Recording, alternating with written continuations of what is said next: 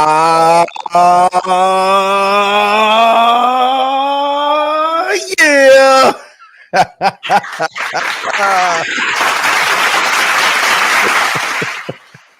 You are welcome into the Format Podcast. We are live Sunday morning edition. Why am I announcing it this morning? Well, I have to be the energy this morning for two reasons. One, the fight didn't go off until like 2 a.m. Eastern time. Man. All right. And I was at a fight party, so I had to drive home. So I didn't get home to 2:30. Then you got to shower. Then you got to eat a little snack. So I didn't go to sleep till like 4 this morning. But then something else happened last night. And I need everybody in the chat. There you go, Sid Bubba. Sid Bubba beat me to it. I couldn't even get it. I couldn't even get it out. Poor Bruce. Bruce is not okay this morning. One, he's tired. And you know he gets a little grumpy when he's tired. But two. I'm not grumpy, though. I'm not good. Just tired. Speaking of the two, Notre Dame are 0-2. They are officially 0-2 after a loss to Texas A&M last night in a heartbreaking loss, 41-40. Kicker missed an extra kick. Texas A&M goes down and scores on 4th and goal with 13 seconds left. So Bruce is not okay. So I'm going to be the energy this morning. So I had to hit you with the yeah. Welcome to the Format Podcast Live. Don't forget to hit that like, share, subscribe button while you're at it. Yep. I know some of you guys are sleepy, but before you do all of that, put in the chat, it's going to be okay, Bruce. We're going to live to fight another day. The playoffs may be out of reach. I think it's officially out of reach. No, not yet. Is it not? They're going to have to go crazy and get some help the rest of the way. But, you know, we got to hope everybody else on the schedule plays well the rest of the way.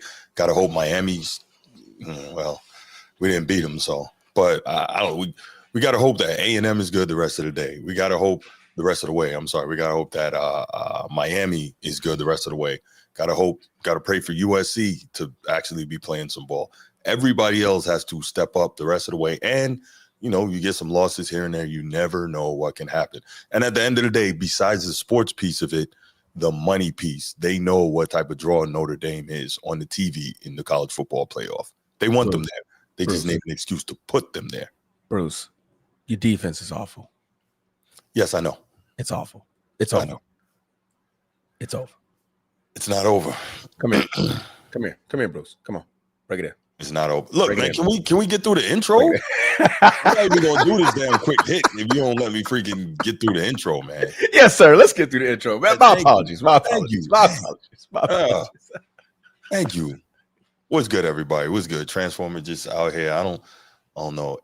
Exaggerating this thing. I am tired. But it's this guy.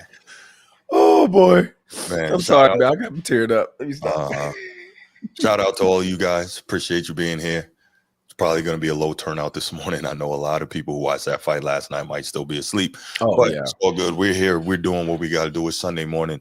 It's an NFL Sunday. Thank you for another NFL Sunday. We are grateful to the Almighty for that. Praise God. Yes, indeed. Yes, indeed. But shout out, of course, to the channel members. Let's go ahead and do that. So, Be Ready Sports Podcast. What up, Coach T? Shout out to you, man. First official member of the channel. Appreciate you. Also, excuse me. Also, Chief Sid Bubba was good. Shout out to you. Shout out to the boys from Annapolis.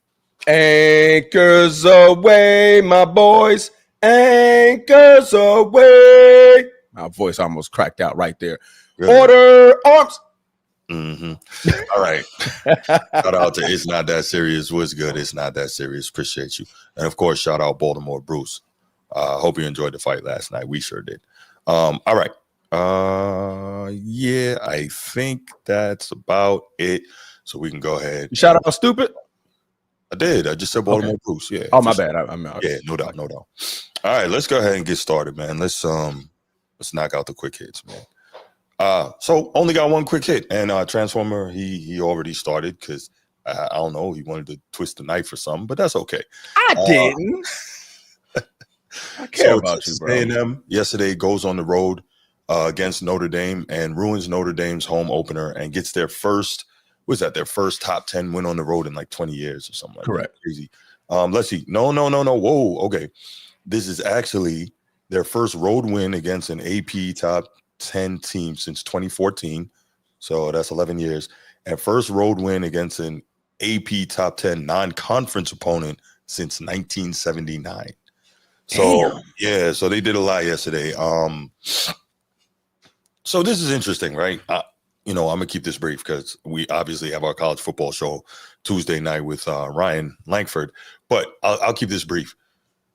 It's weird with Notre Dame. For years, they made their living on trying to defend and running the football, and they can still run it, but for whatever reason, they haven't quite gotten into the power run game this season the way you would like to see. But on the flip side, you're seeing the emergence of a very good young quarterback in CJ Carr, a guy who can stretch the field in ways we haven't seen at Notre Dame since DeShone Kizer. And you have a very solid receiving core, so you're seeing that. So it's like everything is not coming together at the same time. You also had high-level special teams yesterday with a punt block and a return for a touchdown. So you got the special teams making plays. You had the offense making plays. They put up 40 points yesterday, but the defense gave up 41. So it's like, can Notre Dame ever get anything together all at the same time? Point being, the Irish get beat 41-40 at home. Very tough loss. Definitely now at 0-2 on the outside looking in of the playoffs, and realistically not sure they're going to be able to sneak in there. Now, again, like I said earlier, one of the biggest things is money. Notre Dame is a huge national television draw, so they're going to have to go on another one of these magical runs like they did last year. Absolutely no room for error the rest of the way, and they're still going to need help to be able to get into the 12-team playoff. We'll see what happens. Quick hit, done. What? It's just the way you ended it. Quick hit, done. Yeah. So, Bruce. Yes, sir. You're very, very optimistic. Okay. Y'all haven't given up 40 points since 2020. Okay. That defense is not the same, bro. Okay. It's over. It's not over. Nothing is over. Remember when Rambo said that? No, I don't think it's going to be very hard. Pause. I got you, but it's not over. It's week 2. There's a lot of football to be played. A lot. All right, but can we, can we get to the topics though? It's a quick hit. Yeah. All right. Let's do the spill, bro. Thank you. I appreciate that. Oh, yeah, the spill. I'm here for you, bro. I'm here. Spill. Let's go. If you're watching here on YouTube, make sure you go ahead, click that subscribe, that like, that notification bell. Make sure you're kept up to date whenever we drop new content on the channel. If you want the audio-only version of the podcast, open up your audio podcast platform, hit the search bar, type in The Format Podcast. We should come right up. If you're enjoying the content, make sure you give us a like, leave us a 5-star review, and drop a comment. All that stuff helps us rise in the algorithm, helps us find more sports fans, helps more sports fans find us. Make sure you write it down, put it in your phone, make a note of it. The Format Podcast is live Sunday mornings at 10 a.m. Eastern. And finally, if you're really and truly enjoying the content we're delivering you, make sure you hit that join button. There's going to be exclusive content here just for you. You already know I'm pointing at you. Yes. I owe you guys some exclusive content coming this week. I got you. I owe you guys that. Appreciate your patience. I'll make sure you get that this week. You. All right. Let's go ahead. Let's get to this first topic, man. We're going to start out with this is a mixed bag for this show. We're going to start out with some NBA, obviously, get over to some NFL. Of course, the Megafigh last night. And finally finish out with a little more NFL. But first topic, we are going to talk about the one and only Steph Curry, the babyface assassin, the guy who many believe is the greatest shooter of all time. I don't think that's definitive, but he is clearly one of the greatest shooters of all time. Now, all that said, I generally have a ton of respect for Steph Curry, like him as a player, but I see that recently in an interview, he did what most of the players from any era, not just this one, would do. He defended his own era, and I understand that. And so we talk about it all the time about this era versus the past, or the past era versus this one. We done with the 90s. You know, LeBron is the GOAT, Jordan is the GOAT, Kobe's the GOAT, whatever it may be. Kareem is the GOAT for some people. For some Hakeem, people, your Wilt dream. is the GOAT. Nah, Hakeem is my guy, but I can't in good conscience put him in a GOAT argument. But regardless, you know, depending on what area you're from, what you appreciate in the game of basketball, people are in different mindsets when it comes to the whole GOAT argument as well as the eras argument, right? Younger people, obviously, who grew up watching this era of basketball, they're going to lean towards this. Myself, I grew up watching 90s basketball. I lean towards that, right? That's my favorite era. And it is subjective, but it is my opinion that the 90s era of basketball was the best era ever for a number of reasons. But this is not necessarily this topic about getting into that. It's more so about Steph Curry's comments. Have you heard his comments, Transformer? I have not. All right, cool. So let's get it. We actually have the comments, and this is him recently talking. And well, I didn't like it, but let's go. I was always told by a wise man when I was getting into the league, like, you want to leave the league in a better place than when you found it. And I think just the way that you see the skill level right now, the way that the range is kind of taking over, guys shooting threes all over the court, but just from 1 through 5 and all the way down the roster, I think this is the most skilled, era of basketball history. And so whether that was, young kids in the game now seeing, my generation, the way that I play and getting inspired by that, like that for me is important and something I don't take for granted. All right. So I think the big takeaway here is Steph Curry just said, in case anyone missed it, that he believes from 1 through 5, 1 being point guard, 5 being center, this is the most skilled era of basketball in history. They keep saying that, and I will continue to push back on it until I'm gone or until I can't talk anymore. This is not, in my estimation. You know what? Before we get into that, Transformer, what do you think of his thoughts on this being the most skilled era of basketball ever? Offensively, yes. Defensively, they don't play defense. It's not a lot of defense anymore. Nobody has the grit or grind because they're so exhausted doing everything on the offensive side. Mm-hmm. When you look at 1 through 5, he's saying 1 through 5. Yeah. The 5 can play the 1. The 1 could play the 5. It's so offensively challenging to go back into the 80s, 90s, 70s, and even the 2000s to ask your 5 to bring the ball up the court. They're turning it over. They're not used to that. So when it comes to being able to, shoot a 3, being able to be a playmaker, being able to, not necessarily play in a post, but can shoot from the post and things like that. I look at it as that's more so the reason why they're labeling this the most skilled.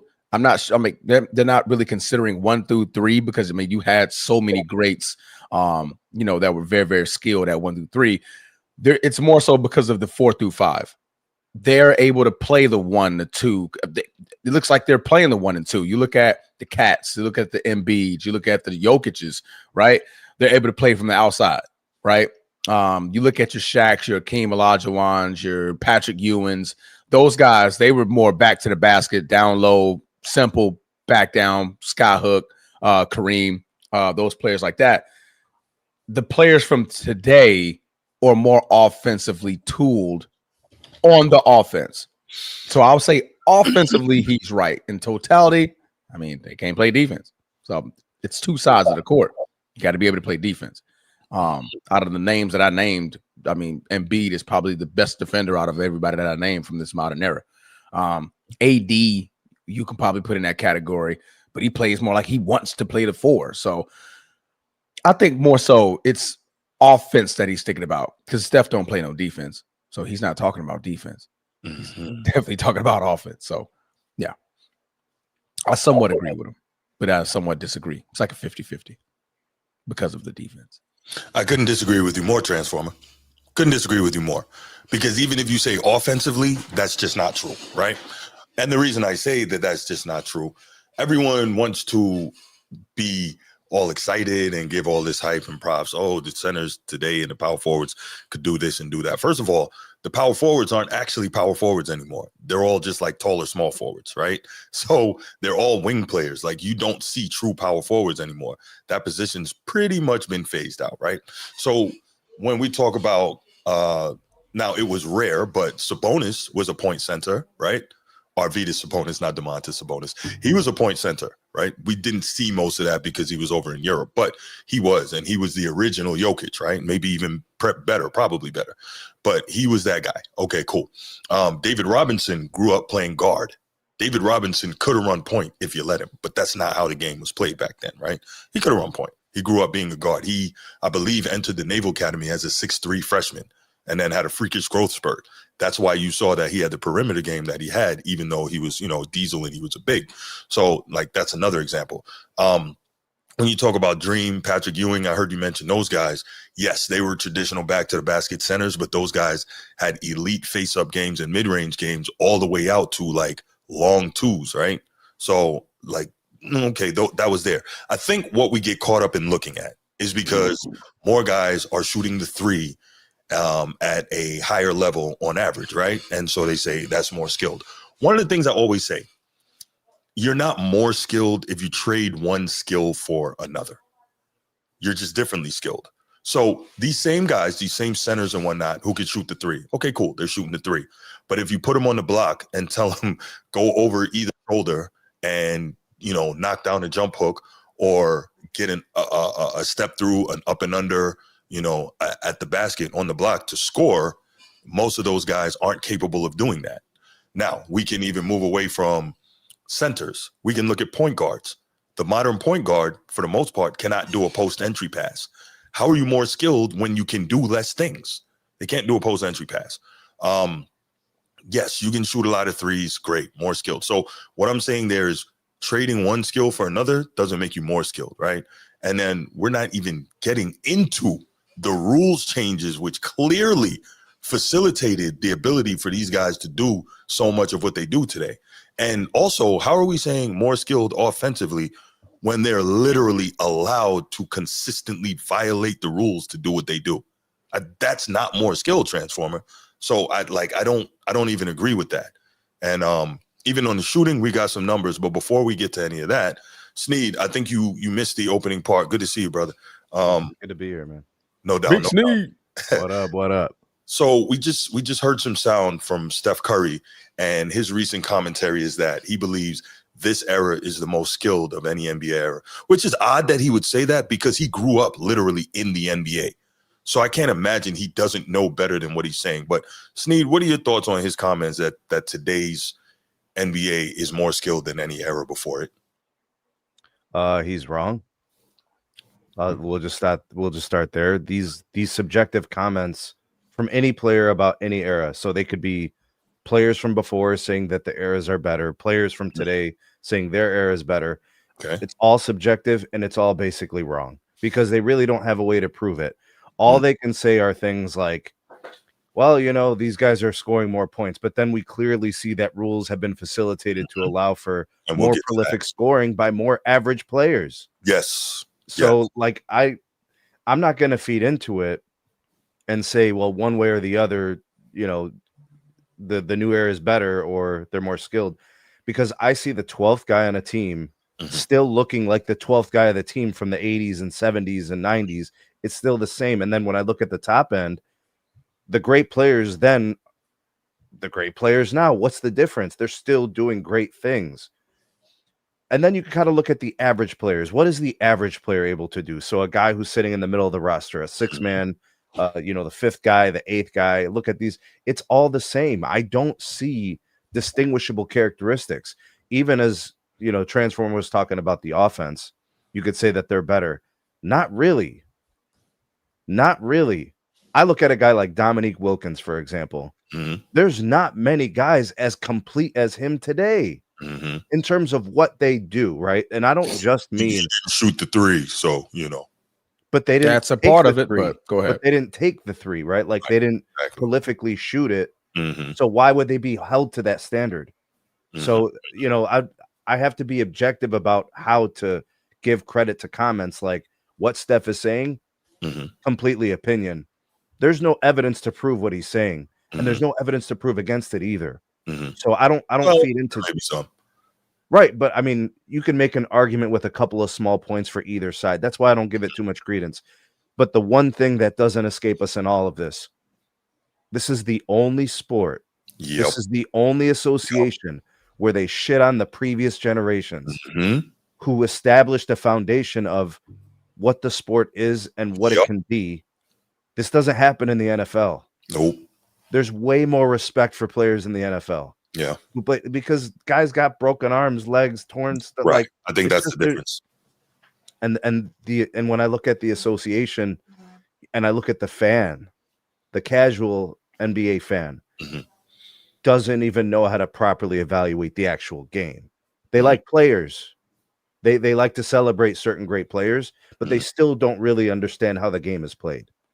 Like from a technical standpoint, like take Transformer, for example. He's a huge Lakers fan, but Transformer can watch a game from any two teams and know what he saw. You see but there's a 90% of the fan base likes a player or two and doesn't actually know the game. They say things that aren't even really true.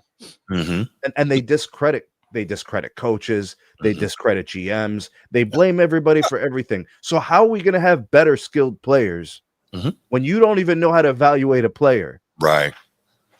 Yeah.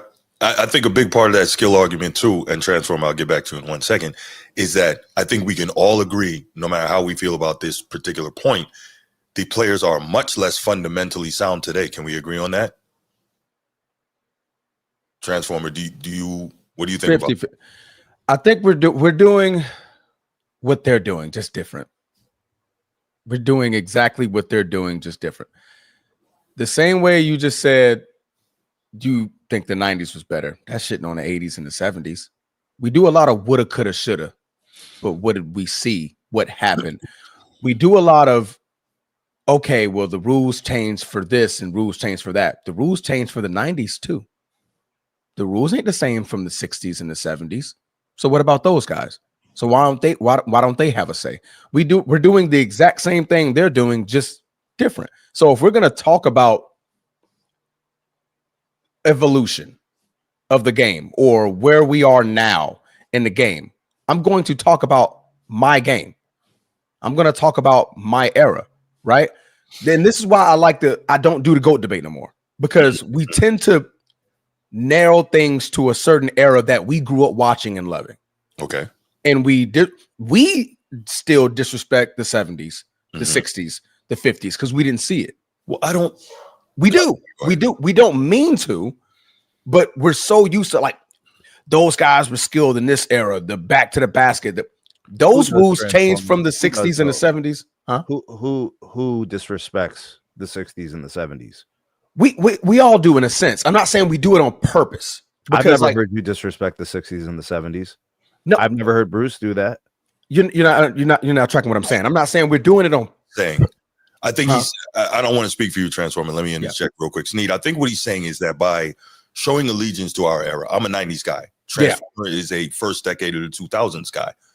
And so by doing that, some people could take it as we're not showing proper respect to the 60s, 70s, whatever, right? Like if we were to talk to our grandparents, let's say, and they're, NBA fans from back then, they would tell you, hey, boy, you don't know how bad that boy Oscar Robertson was. Hey, boy, Wilt Chamberlain was like nothing you ever seen, boy. That boy, Jerry. Right. Jerry West. Ooh, that was a bad white boy. Y'all talk about Bird, but Jerry West, so you're always going to hear that from every, and I think that's what Transformers trying to get at. But I think the difference is to the fans of today and the players of today are really taking shots, like they couldn't dribble with their left hand. And Bruce, let me throw this at you. Tell me what you think about this. Sure. Do you think they're defensive? Do you think they're insecure in what their game brings to the table, and that's why they feel they must defend it? Yeah. The modern fan, modern player feels defensive. They feel like their game's under attack all the time. So they always have something to say. And the reason for that, Sneed, is this. It's this in social media. Because we have the court of public opinion is now on video. The court of public opinion, I can open up it on my phone. The court of public opinion is on Facebook. The court of public opinion is on Instagram. Everybody has something to say. So when these players lash out or they talk about their decade, it may not be to everybody. It may not be to us because we didn't say anything, right? To warrant that type of conversation. It could be to the shows that are just blatantly disrespecting them. For example, everybody hates Charles. I mean, they don't hate, but they don't like Charles Barkley. I knew that was Charles Barkley is one of the key components that will crap on today's NBA. He craps on pretty much everything about him until they win for him. Like, okay, I picked him to win. Like, yeah, then he hits the button, right? So it may not be to the us.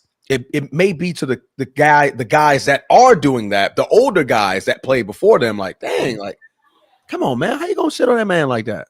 Like Charles Barkley, you like the one episode, I think is either AD or somebody. I mean, KD got on him, and it was like there was no way I got blown out by like 30 or something like that. And then they actually pulled it up on the show, like Charles in the playoff game, you got blown out by 30, and you only had like 10 points or 9 points. It was something stupid, and Charles just stood there and just looked at him like, bro, so you did it. So why are you crapping on these guys when you actually have a game like that? If you're Barkley, you say, yep, I was wrong. My mind must have blacked that out. But he didn't.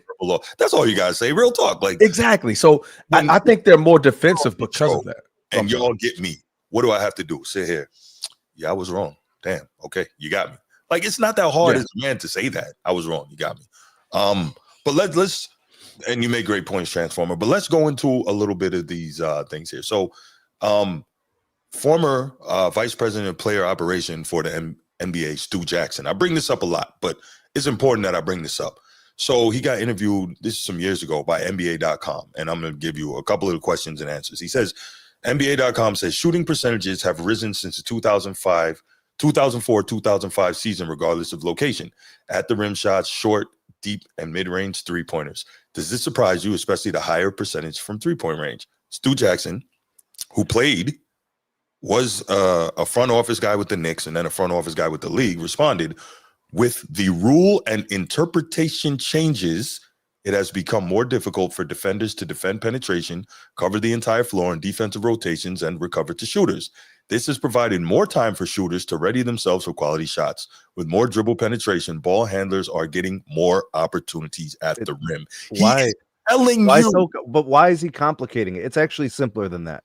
Here's how it goes. Watch the game, and you will see more space between the player with the ball and the player defending the position. It's literally that simple. He gave the technical. There's literally more space. Right. So that way they get cleaner looks and they're less challenged. And if they do challenge, they're more likely to get free throws. Pretty positive he wrote it down. He wrote that. He was reading from a prompt. I wrote that down. So I say it to say this is a guy who is working in the league's front office in a very elevated position, telling you we literally changed the rules to allow greater offensive proliferation. So then what do we take away from this, Bruce, is that we don't have evidence to prove that they're more skilled now. Yes. There's no proof. They're good. They're skilled just like they were before, but we don't have proof because the rules changed to the point where it's allowing players to score more effectively. Right. And the crazy thing too here is that you didn't even need to hear the Stu Jackson quotes. You just needed to have watched the game then, the 90s and the 2000s versus the game now, 2010s, 2020s. Like all you have to do is watch the game and you can see the difference. You can see it. And then you could actually see it. You could see it between the regular season and the playoffs. They start swallowing their whistles more the rest in the playoffs. And now all of a sudden the scores are down 15 points a game. And we heard LeBron talk about it. I did a segment about that a while ago. We heard him talk about it, but we're not going to. But the point is, like, it's obvious. So I actually have some numbers here, right? Ooh, damn, Bruce. Shit. Yeah, I'm ready. I'm ready for this. Absolutely. So it's so funny. My glasses on. The reason that the reason they talk so much about players being more skilled by now, in today's game, it seems predicated on the shooting, right? Because they always keep going to the shooting. Okay, cool. Now, if we look, there's not a huge gap from the 1990s to today in the shooting percentages. At the rim, 64% in the 90s, 65 in the 2000s, 66 in the 2010s, 67% in the 2020s. Can anyone tell me why there would be an increase in shooting percentages at the rim between 1990 and the 2020s? Anybody take a guess? Chat, what do you guys think? I know the answer. Good. While you guys think about that, if you notice, these so-called more elite shooters, right, from the 1 to the 5, like Steph said, the mid-range field goal percentage has decreased since the 1990s. Well, that can't be right because they're so much more skilled than the players today, right? They're so much more skilled, right? What did I say? Trade one skill for another. For all the three-pointers that guys are taking now versus what they took back then, average in the 90s, 34.5% for that decade. To the 2020s, 36.5%. Only a 2% increase in three-point percentage for all the shooting that these guys are doing today and for how much more skilled they are than today's players. Does that make a lot of sense to you? It doesn't make a lot of sense to me. You're only looking at just offensive metrics. Like these are the scoring metrics, percentages. Right. We can dive deeper into defense. We could dive deeper into passing. That's what I did earlier. We could dive deeper into basketball IQ. I think IQ is as low as it's ever been personally. Agreed. Like across the league, the elite IQ players are still the elite IQ players, and they're the winners. But the guys who simply are told just run to the 3-point line, and if there's a miss, you need to crash, or you need to run back. Whatever they're told to do, it's like two things. They keep it simple, stupid. Like for a lot of these players, right? The only guys who have like the high basketball IQ players, they're the elite of the elite because they have control to the game. A lot of that is because of the person that we're talking about. A lot of that. What do you mean? I'm not following. The person that we're talking about, Steph. Okay. He contributed to a lot of that. Yeah, he did. Not on purpose. He didn't do it on purpose. He just played how he played and played how he played. Exactly. Yeah. Exactly. No, so I'll say the other thing. A lot of the lower IQ is unfortunately the fact that they're rushing guys out of college. It's no longer, stay 3 or 4 years, right? Because back then you stay 3 or 4 years, you learn systems, you face a lot of different defensive systems, you learn how to run real offensive sets. Now you get 6 months in college, and if you're good enough, you're out. You're heading to the league, right?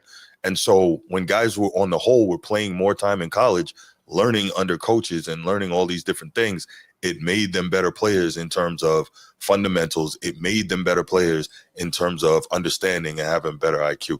What you laughing at, Transform? Eddie in the chat.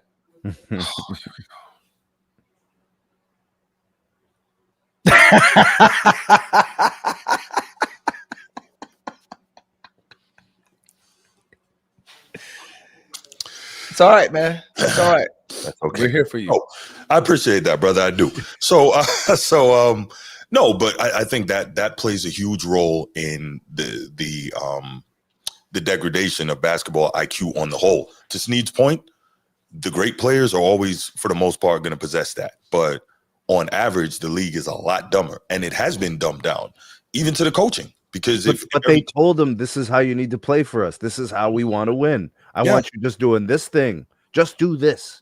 Just do this. They don't give them no range. Yeah. They don't let them develop. They just go out here. I need you right here on this set. Just stand there. And if the ball comes, please make the shot. Right. Please make the shot. So let me be objective here. If we're honest, the early progenitor of all of this is Don Nelson, right? With the Mavs and with the Warriors back in the day, Run TMC and them, right? He was the guy. Now that kind of faded out, and then when Mike D'Antoni came, it just went through the roof, right? Seconds or less. Steve Nash and those guys, but they didn't win. Yeah, Mike D'Antoni was pure offense. This is another conversation we have to have. Is the guys who quote unquote changed the game either didn't win or still do not prove that playing that way is the best way to play. Right. Because we have coaches, like I'll just go ahead and name some of the most recent NBA champions. Yeah. We can go back about 20 years. All right. So I don't know, 2000, Lakers. Okay. Lakers. How'd they win? A lot of in and out, a lot of Shaq, a lot of Kobe mid-range, defense. Like, we'll just stick to that theme. Yeah. Spurs are winning championships in the same era, right?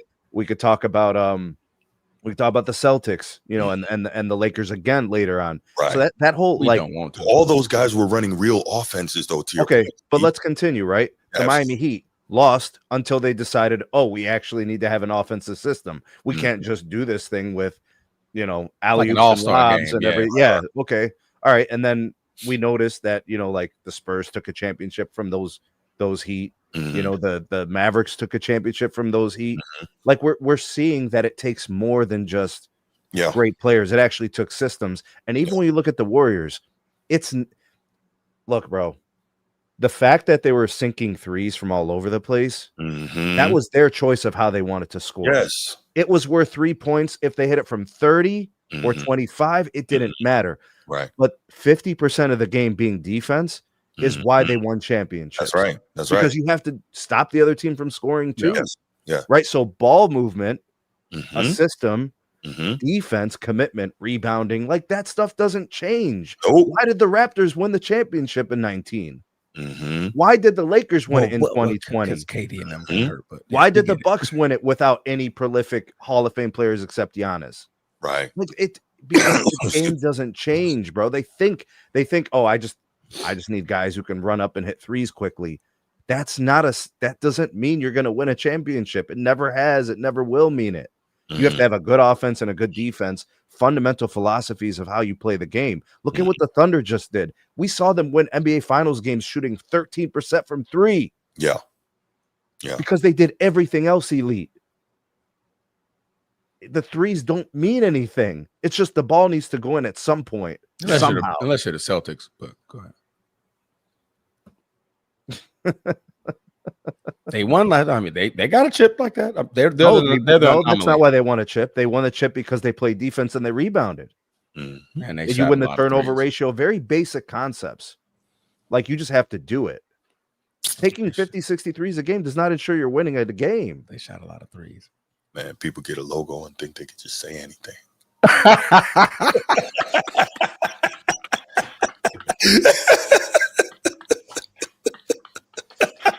No, Steve, you're definitely right. And but no, here's the other thing people forget, right?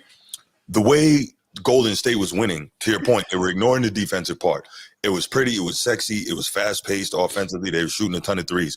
But here's a couple of things. One, Steve Kerr did, to your point, run a system, right? He ran an amalgam of the triangle and Pop's motion offense. So he ran a real system to get those threes. Secondly, obviously, if you have those elite shooters, you take advantage of it. Now, the rest of the NBA, sports being copycat as it often is, said, oh, you can win shooting threes. So we'll just put the math here. We won't run a system. We won't have the same type of players and shooters. We just figure if we get up enough, the math says that we'll win. And that's what it is. Lazy. 3 is better than 2. Right. People do not want to acknowledge the fact that, hey, they won because they played elite defense and because they had some of the best shooters ever and they had a real system. But yeah, what up, Buttigieg? Yeah, you're right. Celtics did lose to the Knicks because they shoot too many threes. But the greater issue I have here is, this false narrative that today's players, today the league is more skilled than ever before. And while it is subjective, I think that there are certain things that we can just look at. And you weren't on when I was telling Transformer earlier. It's not that they're more skilled, it's that they traded one skill for another, right? I don't know if you were here when I was saying, like, other than Embiid and Jokic, how many bigs can we name that can literally go on the block? You can dump it into them and they have moves and can get points down there, right? Very few. But because bigs can shoot threes now, they're supposedly more skilled. Well, that doesn't make sense because they gave up one thing to do another. See what I'm saying? So when I look at Joker, I mean, he can hit a 3-pointer. Yeah. But his skill is predicated around his ability to pass, elite passer, his vision, very elite vision, his reliable shooting. Just reliable. It's just anywhere on the floor he can make the shot. Yes, sir. His understanding of where his teammates are. Yes. Right. So, like, there's more to it. Like his skill is diversity and high level mastery of those things. There's plenty of guys in the league who specialize in one or two things. Yeah. I'm not going to call them more skilled than a guy who could do 7 things very well. Right. So you do 1 or 2 things really good. Nah, that's not really skilled. You're a specialist. You're very strong in 1 or 2 skills. You're not more skilled than a guy who could do 7 things very well. But here's the other thing too, Sneed. And I don't know if you mentioned this. I'm sorry if you did, and I'm being redundant. But why are we acting, not we being us, but so many people acting like defense isn't a skill? Like rebounding isn't a skill? There's 10 things about defensive skill that we can name. There's Shot 10 blocking, things. like, Yeah, right. yeah. Shot blocking is one thing, right? There's Right. perimeter defense, there's point of Yes. attack defense, there's pick and Yes. roll defense, There's there's passing lanes defense. anticipating screens, there's Yeah. calling out screens, there's knowing when to switch, there's knowing when to hedge, there's knowing how to redirect players, there's knowing how to blow up plays, like there's transition defense, there's How to half hedge court and sets. recover. Yeah, Yes. absolutely. There's a lot.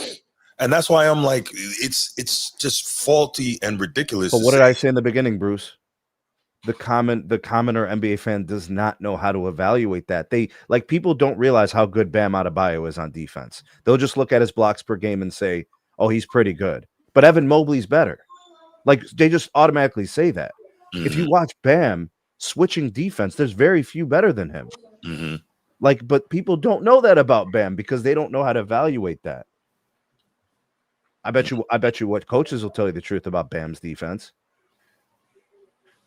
That he should have been a leg. Oh, my bad.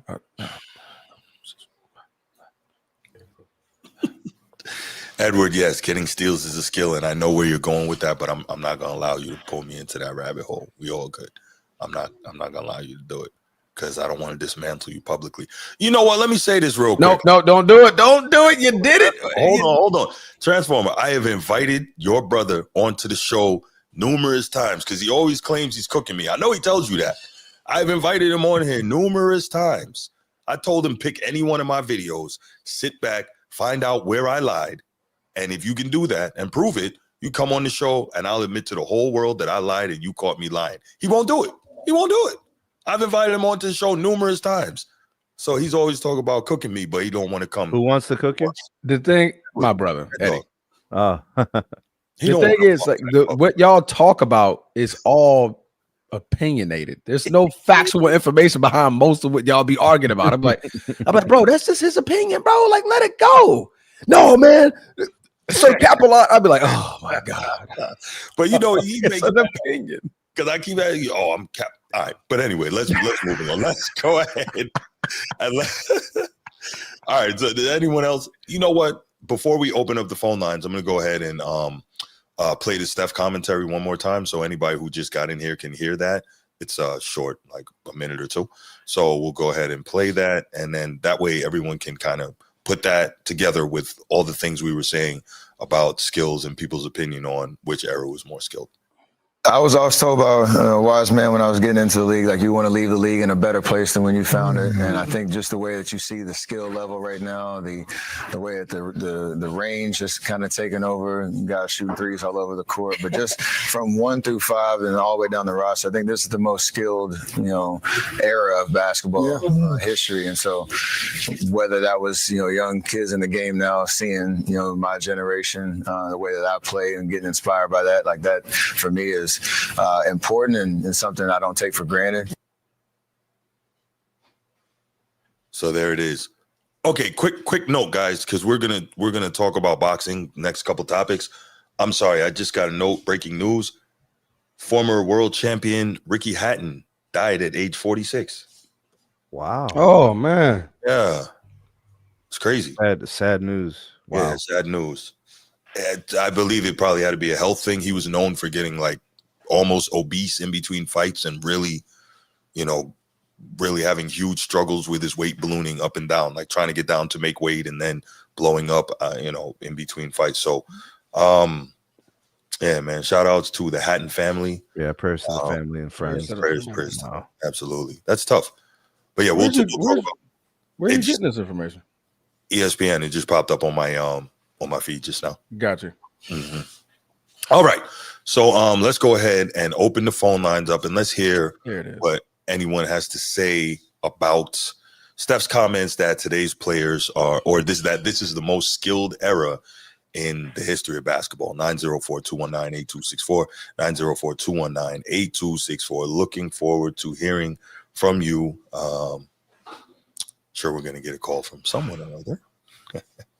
So nobody's telling these guys, like, take the high road, play this differently. Why do we keep doing this? Why do we keep feeding into this civil war between previous gen and current gen?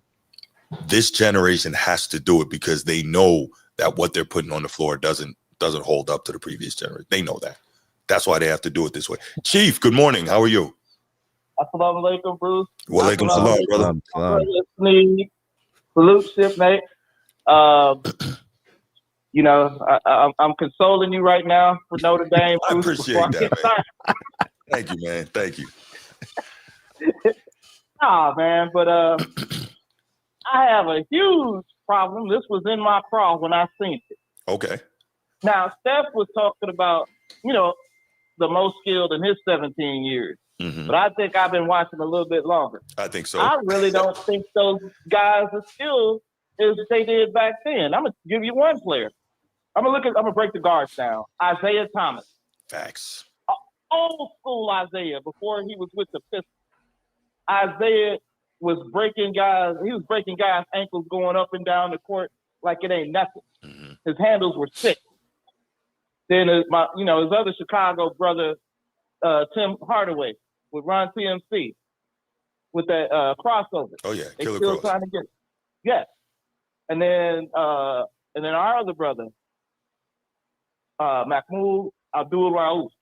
Yes. Steph he was really Steph Curry. That's right. So he did everything Steph did. And he had to go against Michael Jordan, and Jordan had to try to switch on him. He was a better defender, way better defender, much better. Right. You had to be back then. He was a fighter. Right. And then also you got to account for the physicality of the guards. When those big guards can put they can put the mitts on you, move you around. Derek Harper. Yeah. And then they can put your elbow, where you backing your back up, they can put your forearm in your back. And then, then the big guys till they would see. I don't think Steph's a great shooter, but I can name some guys who are pretty good shooters, like Craig Hodges, Ray Allen, Reggie Miller, one of my favorite guys, Dale Ellis. So all those guys, they were running off screens and hitting daggers on people. Glenn Rice. Petro. Oh, yeah. Petro. Mm-hmm. They just didn't get to take 50 threes a game. That's all. Right. And then if we go to the bigs, okay, like you were saying, big could I guess shoot and do all this, but none of them perfected a sky hook like Kareem. They didn't use it. They weren't effective. They weren't efficient. They didn't have the footwork of Olajuwon. Hakeem, your dream. There you go. Or one of my favorite low post players, he don't get enough credit. I don't like him. I hate him because he's a Celtic. Kevin McHale. Oh, torture chamber. Monster on that block. Yeah. What are you talking about? Move on. And really, think about it. I'm gonna even give one of my favorite players. I'm gonna give him in Steph's generation, LeBron James. I'm gonna give LeBron a little. I'm gonna give him a little heat because I'm objective. Okay. If LeBron James, Steph's contemporary, had, let's just say, if he had any kind of post moves like I'd say McHale or King with his size and his strength, I think you could further the GOAT argument why he would be better than a lot of said players. I think you're right.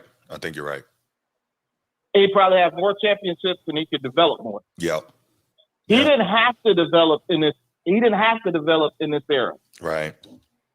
If he played earlier, he would have had to adjust to be better. Yeah. Mentality in the game was played different. But this is my other big cross. Skills didn't start with the 3-point line or the YouTube highlights. Skill lived in footwork, the fundamentals, and finesse of the old school. That's correct. Now kind of leave it at that. Man, I appreciate that call, Chief. I appreciate that, man, because I know that you have, I like to say I've been watching the NBA since the late 80s. Really started knowing what I was looking at in the early 90s. Right. And I know you've been watching a little longer than me, so I absolutely respect your. That's disrespectful. Why is Don't age that man live on the show like that. No, Bro. I know he's a little older. Like The world don't know. You know. No, bro, we use the word seasoned. You know what I'm saying? It's seasoned. yes, he's more. He's got more life experience than I do. I'm pretty sure that viewer's like, okay, he started at 8. Like, dang, he was watching before that. Right. Bro, he was at the first supper and he was at the last. I was about to say that. See, I was pouring the wine goblet. Oh, that's good. That's good. Yeah, but yeah, you know, Eddie, if you get a chance, this is my boy Eddie, man, you need to watch some of them old cats. And He's not gonna do another it. guard. He's not gonna do it. This is from y'all hometown, Transformer. Well, super skilled guard, Penny Hardaway. Yeah. Good old Penny. Some of stuff before he got hurt. Yeah. Penny the Kobe before Kobe. I wouldn't go that far, but he was really, really good. He was good. It's the conversation about could have been, right? Yeah. Right. No. Grant Hill was the other one for me. Grant Hill. Boy, he was a problem. And those guys, they knew how to create space within the rules of the game and it's being physical. Mm-hmm. Yeah, absolutely. They had something waiting for him at the rim too. Yeah, facts. All right, Chief, I appreciate the call, my brother. Thank you so much, man. All right, man. Have a good one. Salute, Chief. That was a great call. Like that. Let's go ahead and I saw Sean from Cali calling. Sean, call us back, man. Wanted to get through with Chief there. Call us back. Definitely want to hear what you have to say. Bruce, good morning, sir. How are you? Good morning, boys, man. Good morning. Mr. Transform, how you doing, bro? How you doing today, brother? Was cracking like, man. I'm good, man. Blessed and highly favored, bro. How about you? Hey, you know, I'm messing with you. What's the nutritious fact tip of the day? Transform. You said nutritious? Yeah, nutrition. Okay. This is a good one. I give this one out a lot. Eat to be fed, not to be full. Yeah. If you can train to eat to be fed and not be full, that's a great way to start a diet. My man. What Steph Curry said, you know, he's a little biased, you know, because he played during this time, but this era ain't nothing but a bunch of spoiled titled brats. That's what it is. That's what it is. This era. I know that's what you Bruce about the old school, new school. But the old school, the 90s basketball is nothing the nostalgia of the 90s can't no era can compare to it. Let's stop it. This stop it. You talking about skills, the players are more skilled nowadays. Just stop it, man. Grant Hill, brother. Prime Grant Hill before he tore up his ankle. Mm-hmm. Yeah, we talking about skill. What are you talking about? Right. Rod Strickland, right. Kenny Anderson. Mm-hmm. Just stop it, yeah. I wish we had a machine where we could put everybody in their prime from back in the day and just everybody in their prime from the current day, and let's see what happened. Like, you talking about, man, listen, I don't know, man. This game, they get big in the playoffs. I hate how they just lag through the regular season in the NBA. It's just like, the inmates are running the asylum now. That's the problem, bro. Mm-hmm. And, man, just stop it, Steph. Just please. You're probably top 5 greatest shooter all time. Some say 1, some say 2, some say 3. Mm-hmm. You know, I still got Ray Allen as the greatest shooter all time, but that's my opinion. I'm not mad. I mean, truthfully, that was a scary game. People don't remember. They talking about skill. Ray Allen, Milwaukee Bucks. Ray Allen, the superstar is Ray Allen. Are you crazy? Right. Skill. Players have more skill. More skillful. Hey, Bruce, I have a question for you. Yeah. So, I love your thoughts on this, but why do you think he said that, especially given that this is a guy that literally grew up in NBA gyms, around NBA coaches, seeing NBA practices, seeing the fundamentals and the drills and all that back in the day, and being raised by an NBA father for, 15, 16-year career? Why do you think he's talking like this? He has to know better, right? He Because you know why? Because the old school was talking how they talk, and so it's like a tit for tat thing right now. That's fair. I truly believe the current NBA guys, they've rubbed the 90s, 80s guys, 70s, even the 70s guys the wrong way. Like it's like a thing. Like you new cats, how they grew up, they don't respect their elders, and don't pay homage to the people who came before them. Come on, man, forget about the 90s, forget about the 80s hashtag shit. Did you ever see Wilt Chamberlain in color? I checked out a classic Wilt Chamberlain. Man, you crazy? Skill? Wilt Chamberlain, probably the greatest of all time for skill. I mean, dominant. I wonder how Wilt will fare in this time. That's funny. My homeboy and I were actually talking about that earlier this morning. Wilt would annihilate this league. It would be terrible what he would do. Yo, imagine Olajuwon playing in this modern day NBA, bro. Yeah.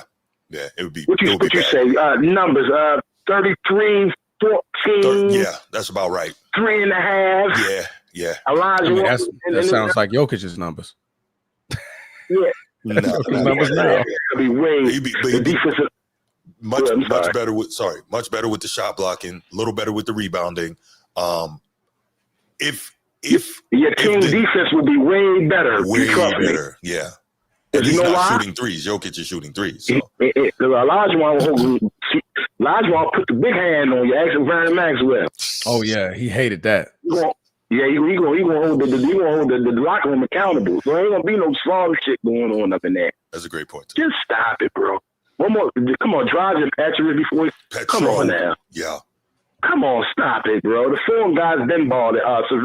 Sojourners, Marshallonas, I think I'm saying his name wrong. Yeah. Detlef Schrempf. Yeah. Everybody keep talking about he was playing Rick Smith from tough Indiana teams. Yeah. Absolutely. Sadrina Obona, come on, cut it. Mutombo, like I did cheerleaders. If we could put it in the time warp, everybody in their prime during this time, everybody on this prime during that time, I think the 90s is smoking the modern day. I think so too. Hey man, let Bruce have a good morning. I'm gonna call you back. No doubt, man. Thank you for the call. Yes, sir. I can't wait. I'm so excited for 2050. Sean, one more time, man. When these in 2050, we're gonna have these new school cats shitting on the 2020s and the 20s. Isn't that gonna be crazy, right? I can't wait for these guys to eat crow and live it. What they dished out during their career. I can't wait. And it's gonna be funny because there's gonna be somebody that comes up and people are gonna be saying he's better than LeBron. And the LeBron young disciple is going to be out here going insane because he's going to be old disciple by then. And he's going to be a disciple. Right. He's going to be wannabe disciple.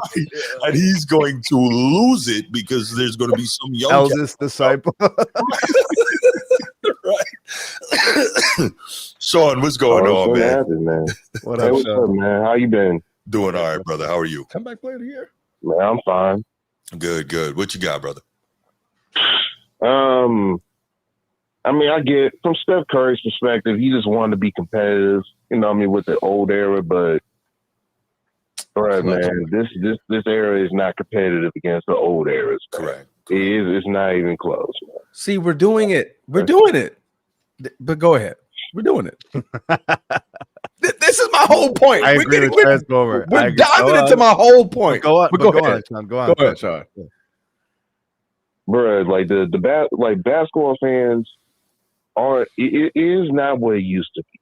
It's like the lack of, what is it? What word I could say it? It's really not really the same. It's like, even in the 2000s, like I grew up in the 2000s. Mm-hmm. Basketball culture still, you have fans, you have participants who actually loves playing basketball for the sake of loving basketball. Mm-hmm. Most of these guys nowadays don't really play as much basketball like they used to be. I'm talking about just going to the parks. Like, there's less people going to those parks. Yeah. And it ain't the same, man. No. And you talking about, the most skill era. I mean, you guys are the most skill era as far as shooting threes, but the fundamentals, the other areas as far as playing defense and having great playmaking, you guys played the same. It's like a copy of a copy, like a copy, like a copy.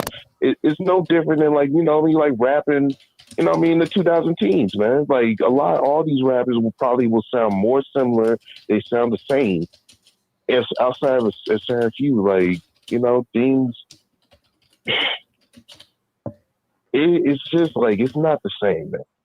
And yeah, eventually, you know, people are going to say this in the later eras because now they able to have footage of you guys, how the way you guys play basketball, how the media hype it up to the point that they look at it as like, damn, this is so weird. Mm-hmm. They hype it up a mediocre product. Right. And that's the thing, you know what I mean? Like a lot of people are just trying to be competitive for no reason when you have to realize that this product sucks. Mm-hmm. Mm-hmm. But you know what I just thought about? I I appreciate that, Sean. You know what I just thought about before we let you go? And this is something we hadn't even touched on. A big part of the whole rules changes and everything was to boost the international popularity so that foreign players could come over here and be able to get busy faster. And that also leads to the whole more skilled thing, right? Because remember, it was David Stern's goal and his dream to make the league an internationally popular league, right? And now we know the most money that the NBA generates is from where? China, right? Mm-hmm. And they make a ton of money in Europe. And now with the NBA Africa, they're doing their thing there because that's an untapped gold mine. Once they, you know, figure out how to completely monetize that, that's an untapped gold mine in terms of fans and players, right? So once they get that going, that's huge money. So if we remember back in the day, remember we heard Bruce talking about Detlef Schrempf and Sarunas Marciulionis and Drazen Petrovic and Dino Raja and all these guys that Tony Kukoc, all these guys told you how hard it is when they got to the league. Now European players are coming over and they're saying, wow, it's easier to score in the NBA than it is to score in Europe, right? So that's not a function of skill. That's a function of rules changes. But the proponents of this modern NBA, they're not going to admit that, even though the evidence is all out there. But I'm going to leave it at that, man. Thanks for the call, Sean. Thanks, before I leave, I want to add one more thing about sure. As far as like the American players. Yeah. You know what I mean? A lot of people out there, I mean, I get it, you know what I mean? People are trying to get to the bag, but they ruin the perspective of the game when it comes to America, man. Because you guys are, you know, these cats always be bag chasing for no reason, man. Mm-hmm. They don't care about like trying to be great.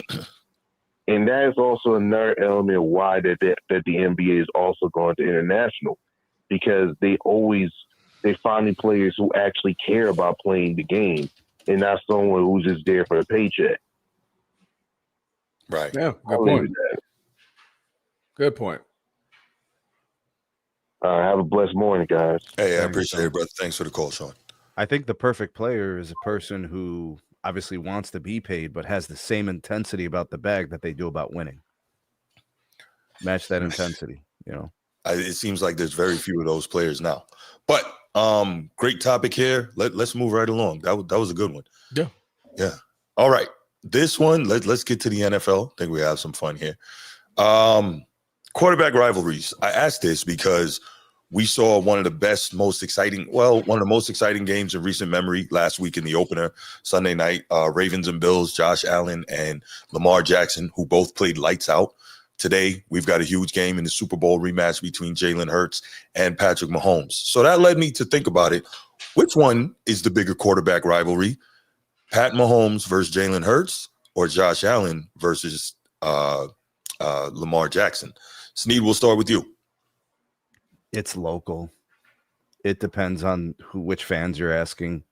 In terms of outcomes, I mean, the one rivalry is an AFC rivalry because whoever wins likely goes to the AFC Championship or the Super Bowl. Yeah. Right? So it's that. The other one's like a Super Bowl showdown, so there's a lot of gravity to that. Yeah. So I guess it depends what you think creates a better rivalry. I mean, personally, you're more likely to get inter-conference rivalry than you are, you know, intra-conference. So spell it. Yeah, well, I'm not Brucey, but wait, inter or intra? Inter and intra. Like, which one you want me to spell? I'll do it, bro. Right. I probably won't be as Like, good as no, Russo, spell it. straight up. Yeah. Go ahead. I do think that the frequency of how often you play What up, matters. Mando? So What I'm up? gonna lean towards the Lamar and Josh Allen one personally, because they're gonna see each other a little more frequently.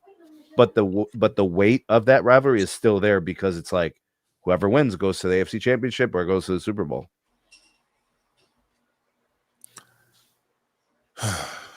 You okay? No, Edward, man. You always call me an old head, man. Oh, It's crazy. I'm not even that much older than this dude. Anyway, 6 months older. no. a little more than that. But no, that's a great point, Sneed. Transformer, what are your thoughts on that?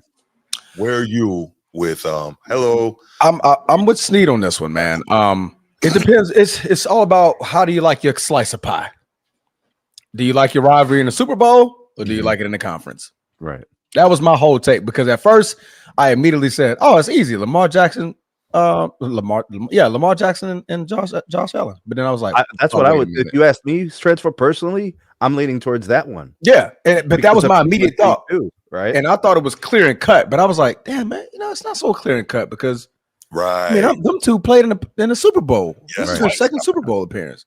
Right. Oh, they're 1-1. Okay, I'm like, you know what? There's some validity to that, but yeah, in terms of the showdown, and we're like player for player, who needs to score? That person. Then it's Josh Allen, Lamar Jackson. That's the one, because at the end of the game, it's like, oh, he got to go get it. It's not a lot of that in the matchups between Patrick Mahomes and Jalen Hurts. It's not like Pat got to go beat Jalen. Jalen got to go beat Pat. Those are more team games. If you look at the Super Bowl, the first thing you think about is Philly's defense. And thinking about Philly's defense. You talk a Josh Allen, Lamar Jackson game, you're talking about them, both of them. You talking about them. Like, did you see Josh Allen, man, 400? Did you see Lamar Jackson? Like, it's that. You know what I mean? You don't get that same criticism or critique when you're watching Patrick Mahomes, Jalen Hurts. So at first I was quick to say Lamar. I'm still going to say Lamar Jackson, Josh Allen. Okay. But I'm not just going to say it's just 100%. Oh, yeah, it's them two. When the other one, I mean, it's all about, do you weigh the Super Bowl more than you weigh the AFC Championship? Right. Because they're both fighting to beat one guy. So it's like, here's the big brother, and you got two younger brothers that are closer to the same age. And like, man, one day, man, we're going to beat big brother, but we got to duke it out first.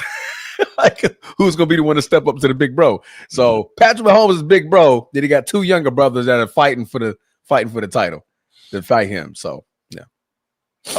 No, I think it's exactly what both of you guys just said, because you have to weigh out what's more important to you, right? Is it, and I'll be redundant here, is it, you guys fighting for the shot at the master, almost like a tournament, master being, Mount Mahomes, or is it Mahomes and Hurts, who are now could be turning into that kind of defining rivalry of this time period in the Super Bowl, right? How about this, Bruce? How about this? Yes. How are these showdowns ending? Right. So like I was the games between Lamar and Josh are crazy. So this is crazy. And if we look at it, the Lamar Jackson and Josh Allen, the Ravens are 3-1 against the Bills with those two playing in the regular season. In the postseason, the Bills are 2-0 against the Ravens. So it's like, it all falls in line, right? And both of them play out of their minds in these games, right? So it all falls in line. The rivalry is there. The competition is there. There's no clear advantage other than if you say, well, Josh Allen is winning these games when it's more pivotal, right? And then you have on the flip side of the coin, obviously, because they're in different conferences, when these guys meet, it's a lot. They've played 4 times so far. They're tied 2-2. They've split the Super Bowl. Today is the 5th. Like, it's perfect, right? And both of them obviously generally play well. Discounting Mahomes in this last Super Bowl. Obviously, the Eagles defense gave him hell, but for the most part, he plays really well in these matchups as well. So it's like both of these matchups are kind of perfectly aligned. It's just, I guess, which one are you weighing more? Which one means more? And I love how Sneed said it from the beginning. It is regional, i.e., which one means more to you. Obviously, if I ask Bruce, he's going to say, well, clearly it's Lamar and the Ravens versus Josh and the Bills, right? Maybe if I ask Brittany Monique, shout out, from hostess of Sideline Sports. And you can see her on Sideline Speaks, her podcast, or you can see her on Man Down Sports Full Panel Fridays.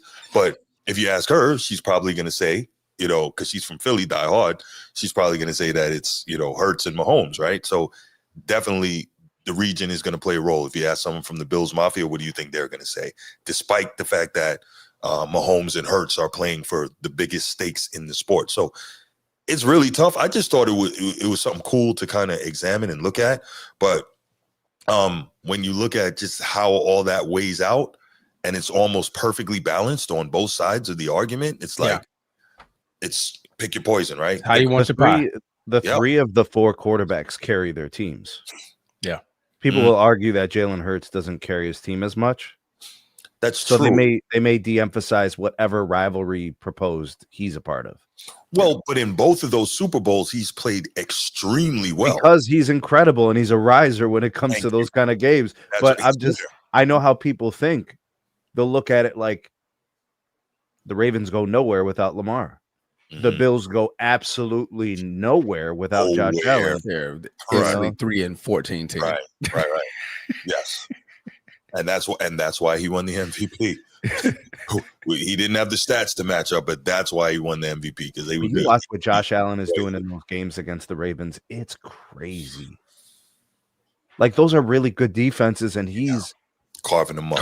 He's averaging 13 yards a rush on those scrambles. I mean, they're not designed, but like, there's TDs, that he's getting on the ground. That stuff that characteristically the Ravens don't allow submit to. Yeah, absolutely. He turns it on when it's time to play the Ravens, boy. He sure does.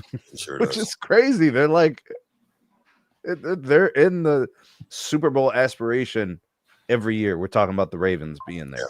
Yeah. Sure. Josh Allen is like, we'll see. We'll see. Yeah, we'll talk about it. We'll talk about it when we get there. We will find out. Yeah, absolutely. Absolutely. Yeah, no, I just thought this was a cool topic, because, I mean, can we even really think of any other like major quarterback rivalries in the league like that? It should have been. It was going to be Burrow Mahomes. Right. Yeah, that's what it was going to be. Yes, sir. But then that hit his rear head. Wah. Right. You had the Burrow head, like, Burrow head was for what? 1 season. Months? 1 season. Right. Yeah, it was 1 season. After Patrick Mahomes, were like, as soon as they came back to Arrowhead, dusted them, got him out of there. They ain't hear Burrow head since. Yeah. Mahomes said, not gonna be able to do it. You beat me once, and you finna hold that over me? Oh, say less. Right. Cook them like next game. Like, nah, we winning that. Nah, we get that. No, absolutely. Oh, wow. Okay, Woodage. All right. Wow. I mean, you got a point. Yeah. The rivalry is Mahomes versus the rest of the AFC. Mount Mahomes is a real thing in the AFC. The quality of the games between Allen and Lamar are pretty damn amazing. Yeah, for sure.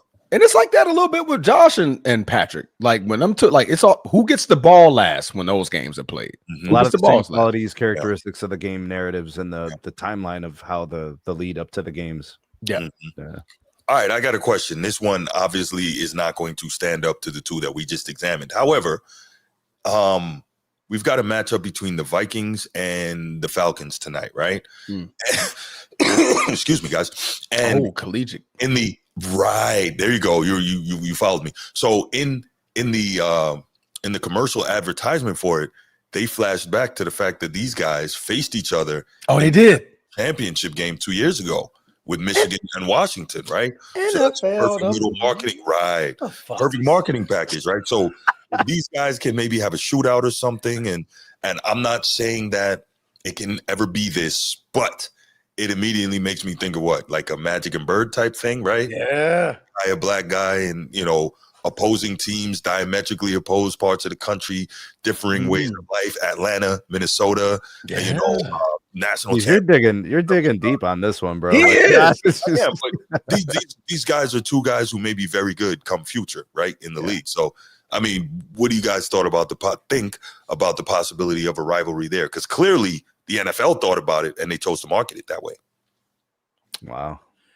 I called it. Got to be a lot better, but When we did our pick'ems, yes, sir. that was the first thing I thought about. The rematch. Yeah. This is the rematch Yeah, of the national championship That's game right. 2 years ago.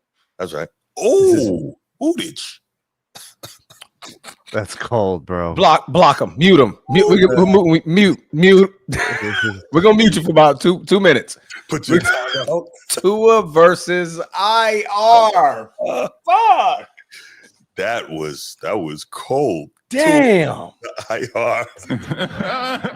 That's tough, bro. Godly. Oh my goodness. Bro, I'm Oh, telling you, sometimes these shows are too early, bro. People are they're signing up for violence, bro. First thing in the morning.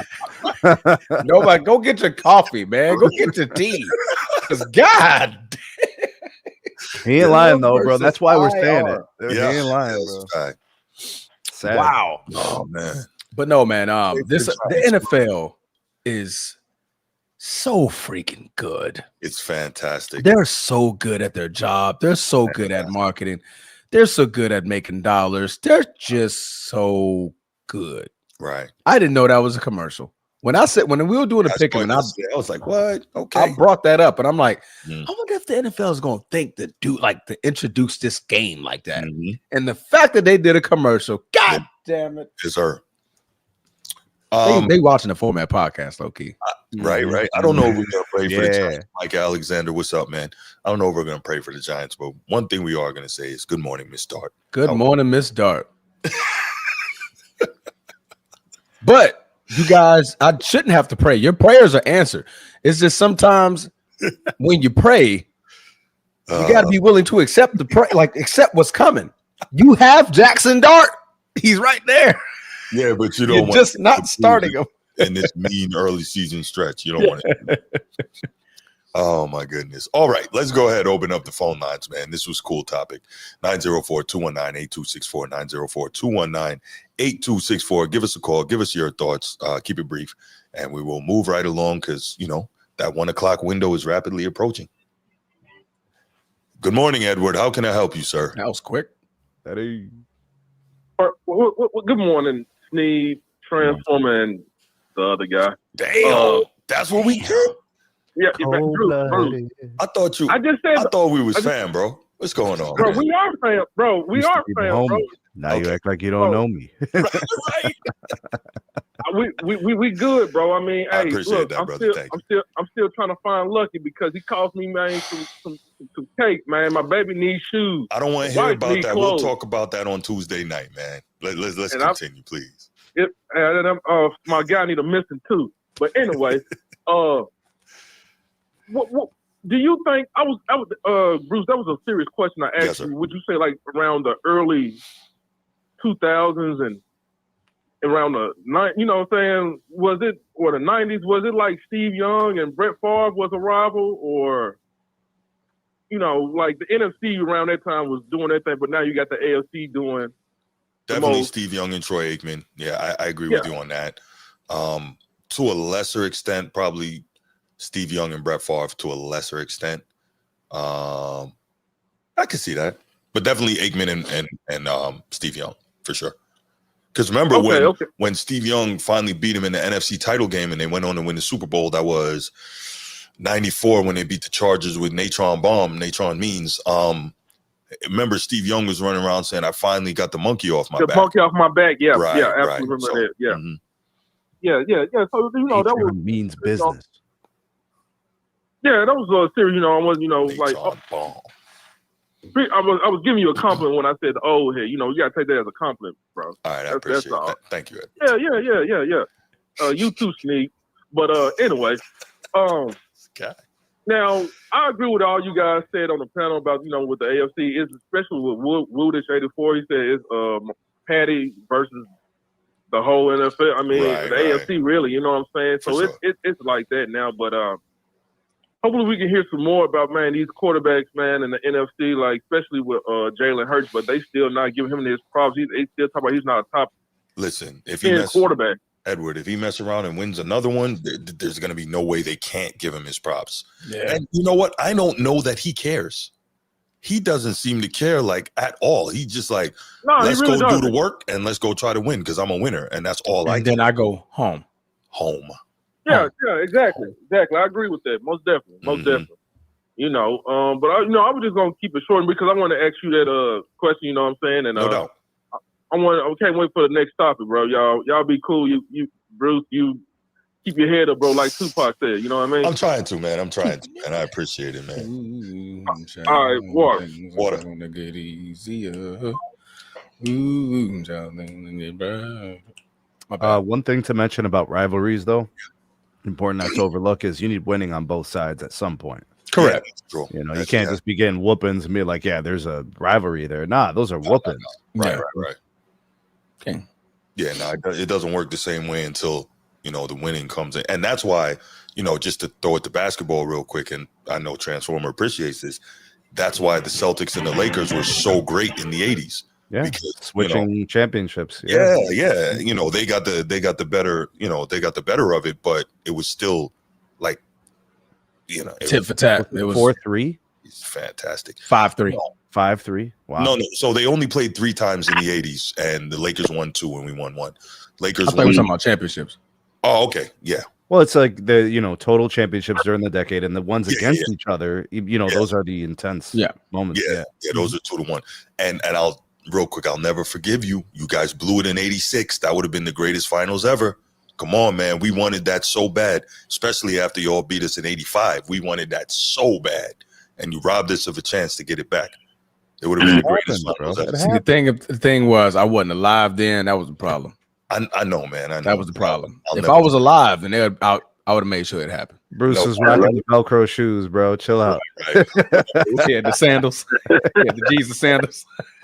Yeah, y'all boys charged up this morning, huh? Yes, sir. Yes, sir. What up, Bruce? Yeah, man. But you know, Sunday, my brother.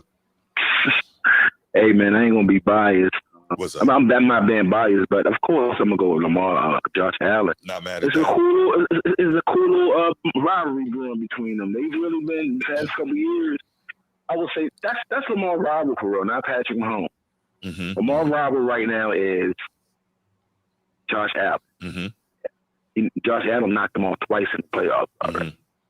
Beat them a couple times in the regular season. Lamar and them beat them a couple times. I think Lamar, what's the overall record? Ravens are 3-1. Ravens are 3-1 in the regular season against the Bills with Jamar and Josh. Lamar and Josh, excuse me.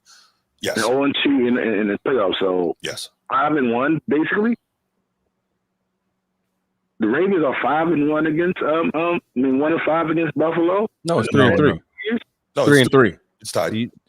Oh, it's tied? Okay. Yeah, because you're the one Buffalo win in the regular season and 2 in the postseason. That's 3-3. Okay, 3-3. That's his true rival. So yeah, no, I think so. Everybody's Patrick Mahomes. Like everybody's Patrick Mahomes, the big brother, and Lamar, Burrow, and Josh Allen. You know, trying to beat up the big brother. Burrow.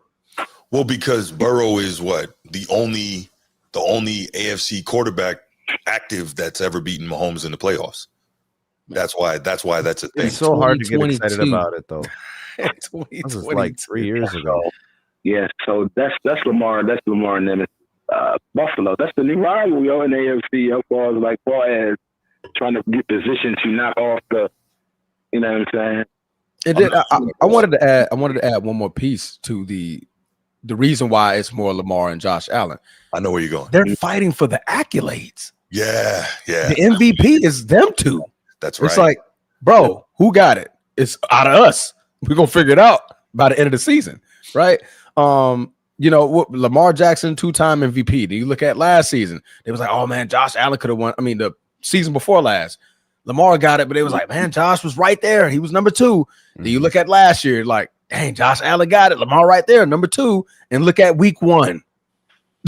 Look at week 1. They're putting up MVP numbers in week 1. Yeah, absolutely. Right. So it's like, you know what makes well, let's say this. Josh Allen got his Patrick Mahomes rival.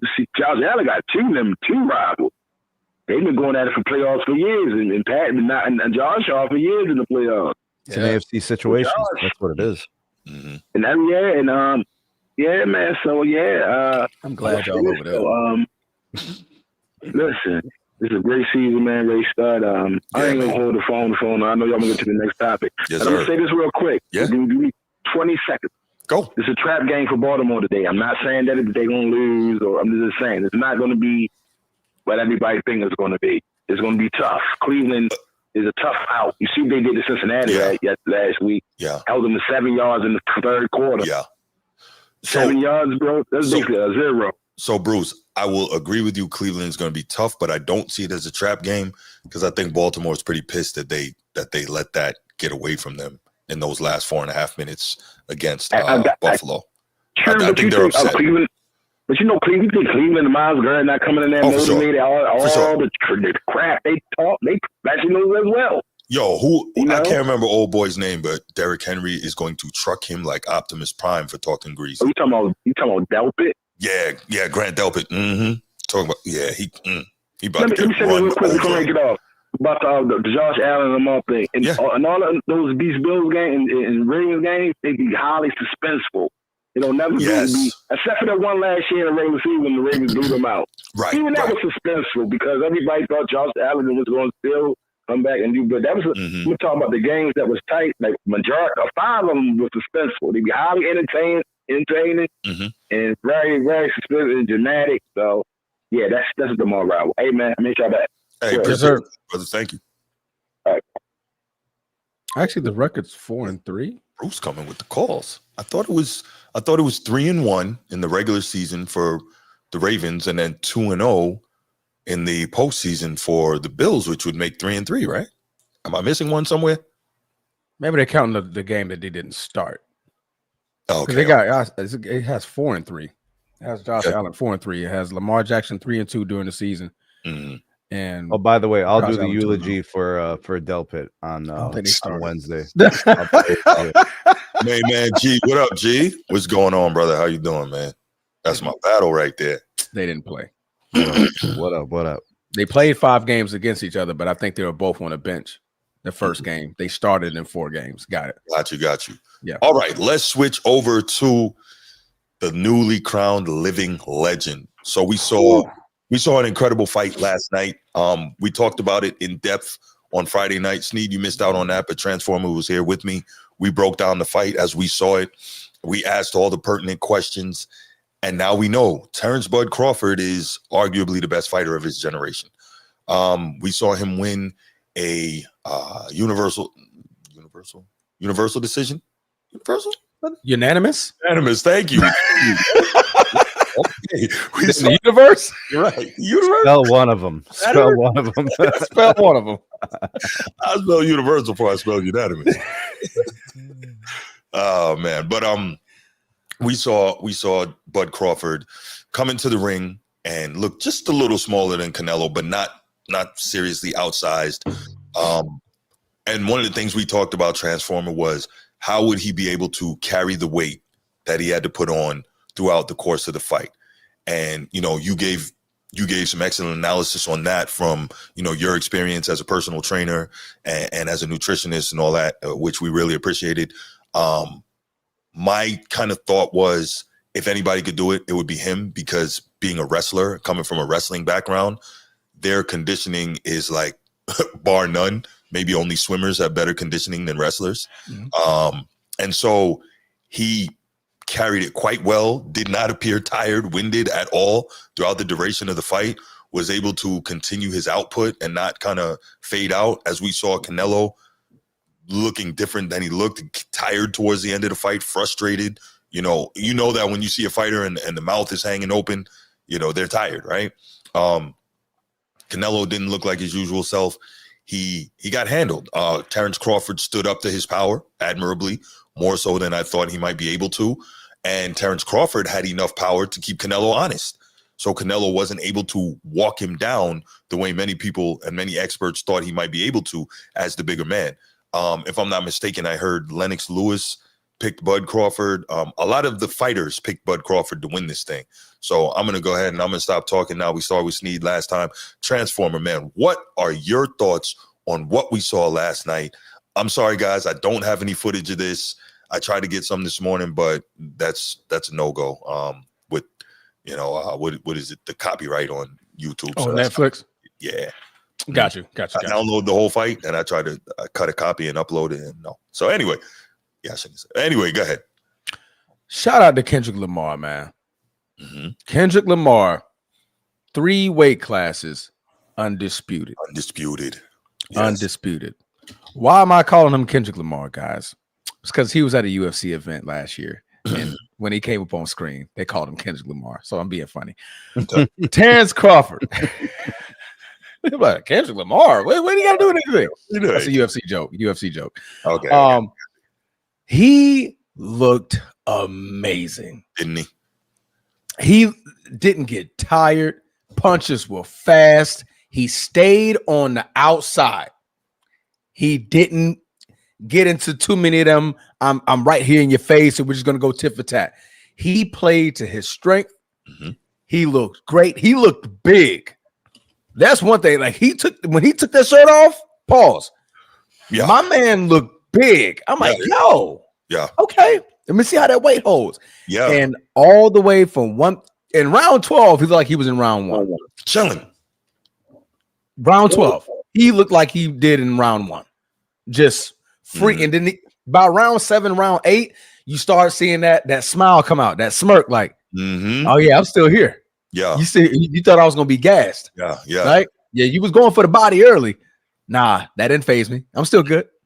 And it was so impressive the way he carried himself through the fight. He frustrated Canelo. He kept him honest with the jab, even with the combinations. Like Canelo just really couldn't tag him like he wanted to. Like Canelo was going for the body pretty much majority of the fight to try to wear him down. Like, damn, if eventually I'm going to the body enough, he's gonna drop that hand, or am I hurting him enough so I can get some headshots? And he couldn't.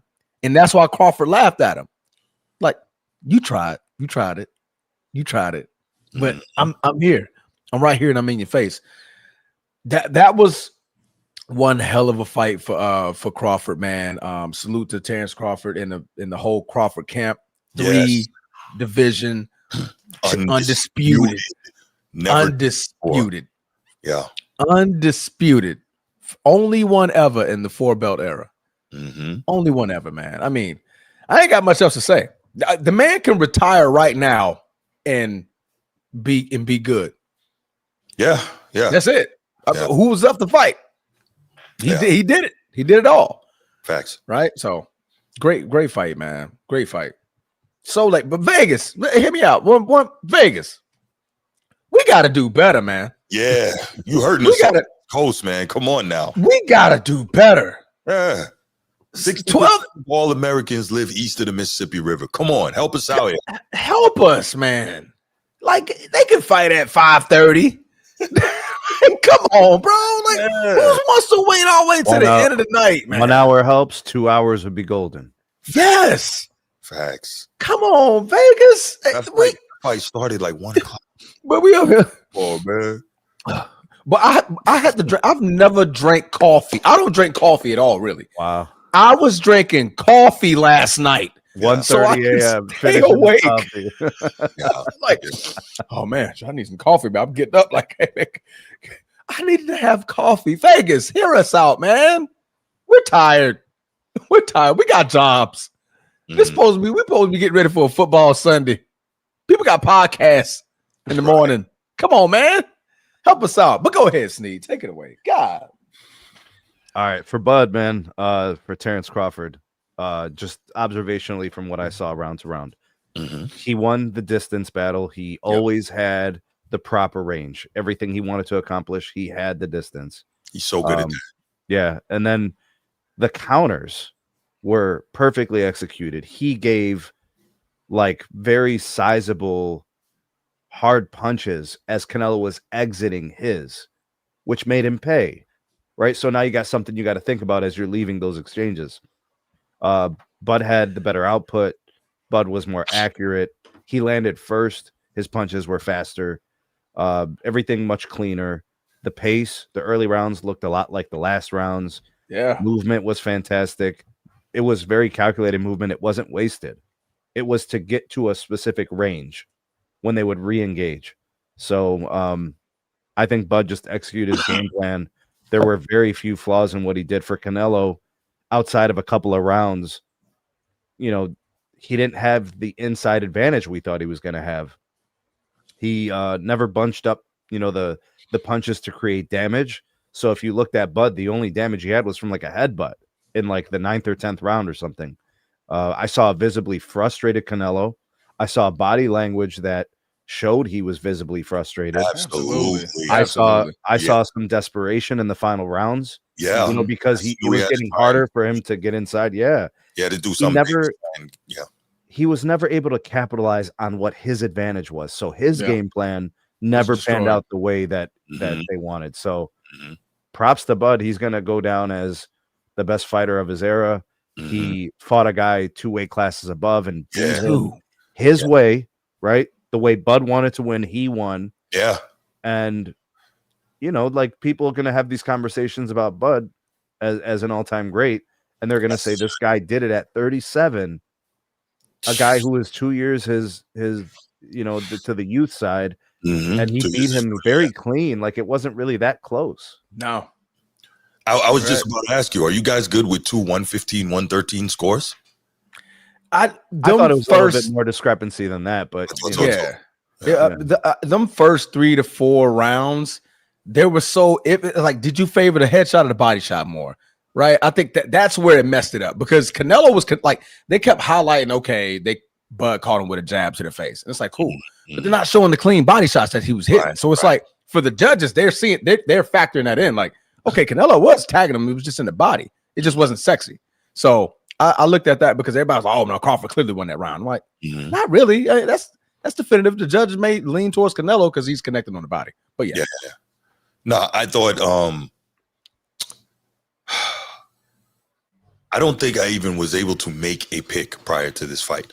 So watching Bud win and win relatively going away, win cleanly, very impressed, man. What I love is his desire to chase greatness, right? Because I'm sure a lot of people are going to say, well, in the lower weight classes, who did he beat? Da, da, da. So he says, okay, I'm gonna go after the biggest name on the block. I'm gonna rock with Turkey Al-Sheikh. I'm gonna do this. I'm gonna be the B side. I'm gonna take a lot less. I know. Shout out Turkey Al-Sheikh for making great fights. Alhamdulillah. But he says, I'm gonna do all this, and I'm gonna go out here and I'm gonna beat this guy. And he did it. He truly did it. And so it is beautiful to see. So Edward, so here's the deal, right? Dudes like Crawford and Floyd and whatnot, when you challenge them and they're in a position that if they lose, they have more to lose. Right, more to lose. And if they win, they don't have a lot to gain. So they're saying at the very least, if I should lose in an upset, I want the monetary value of it. I want to be the A side, right? And I'm pretty sure that the 10 million was 10 mil guaranteed for Bud.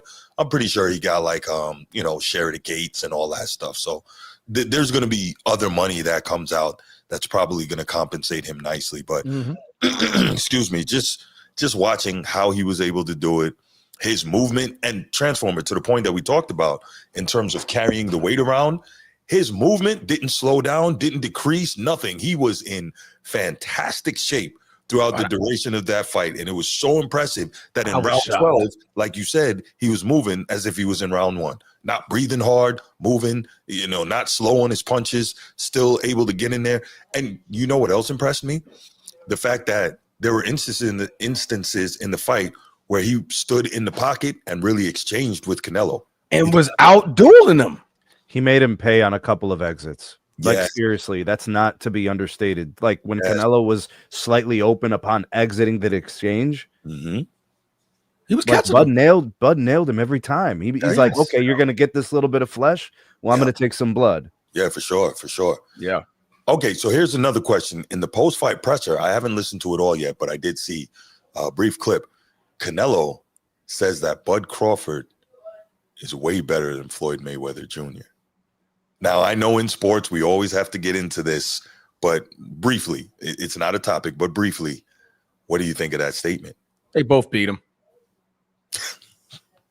That's all I can give you. Well, right. So if he lost to both and he's going to sit there and say he feels like Bud Crawford is way better than Floyd Mayweather Jr., what are your thoughts? Maybe because I think he said because maybe Canelo's claiming he's in his prime and like Crawford beat me when I was in my prime. Mayweather beat me when I was a puppy. Mhm. Maybe that's more reason why he's saying like, damn, even I'm in my prime, I couldn't defeat this dude. Mhm. Like, and I think he's saying in my prime, I could have beat Floyd. Mm. It's probably what he's leaning at. Maybe, but I don't know. maybe. Well, I think it's more about risk. I think he respects and acknowledges that Bud Jumped up. did a little bit more out of the box. Mm-hmm. Especially when you think about for fans. Like Mayweather's not for the sport, and he's not for the fans. Mm-mm. So I mean, it's worked out great for him, but it has hurt the sport, no question about it. Yeah, so like I'm looking at Bud Crawford, like Bud is facilitating a great fight that people wanted to see that maybe didn't even expect this to happen a couple years ago. Mm-hmm. Maybe I don't know how all the fans feel about it, but right. I also think he has more respect than I think he likes Bud a little bit more. Yeah, I don't think so many people like Mayweather. Yeah, I don't think Mayweather. Because Bud is not as cocky. Mayweather is a very, very cocky. Yeah, very cocky. A side. I'm getting $1. Like, this is going to be done my way. Yeah. Bud was the humble. Like, man, I'm just here to beat you.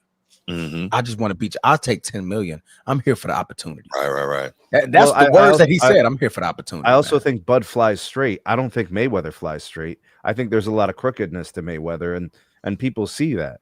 I'm not going to comment on that, but if you look it up, there's some interesting things you can find about Floyd Mayweather's career on a couple of different fronts. But, again, yeah, no, absolutely. I show speed. I talked about that on Friday night show with Transformer. What does that mean, robbed, though? Broke that down. What does that mean, robbed? He won a fight that he should not have won. Whose fault is that? Fight.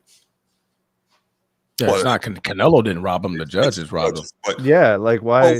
But when we're talking boxing, if somebody wins this fight, they shouldn't have won. You put the robbery, while it's the judges, technically, you put the robbery on the winner, right? That's kind of all right, man. All right. No, well, I don't, because we say they robbed. We say they robbed him. I think when you say something, the words have meaning. So I would be a little bit more selective about the word choice. Right. The words do have meaning. I agree. But I also agree that Canelo robbed Triple G.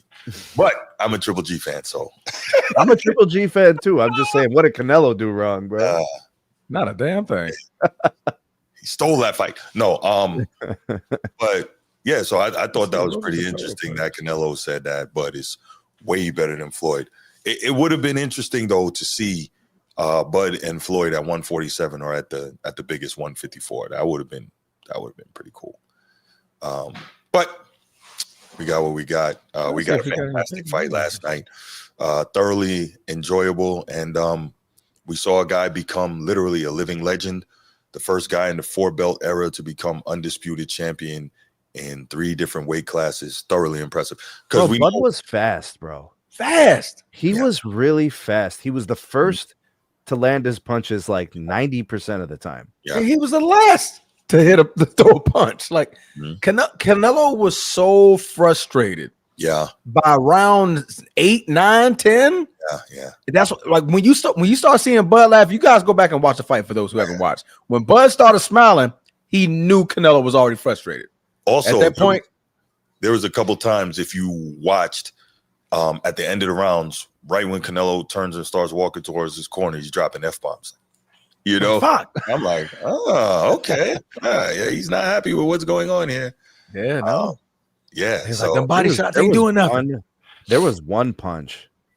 I don't know how, like the body reactions and like the movement after a player gets punched, after a fighter gets punched. Well, like Canelo's head like flew, and he was just like, did this thing? Like, what the hell was that? Like, he didn't see it coming. Right. Yeah, that happened a couple of times, bro. So that tells me Bud was fast, and Canelo was shocked by how fast he was. Yeah, because that's normally Canelo's signature. He turns with the punch, right?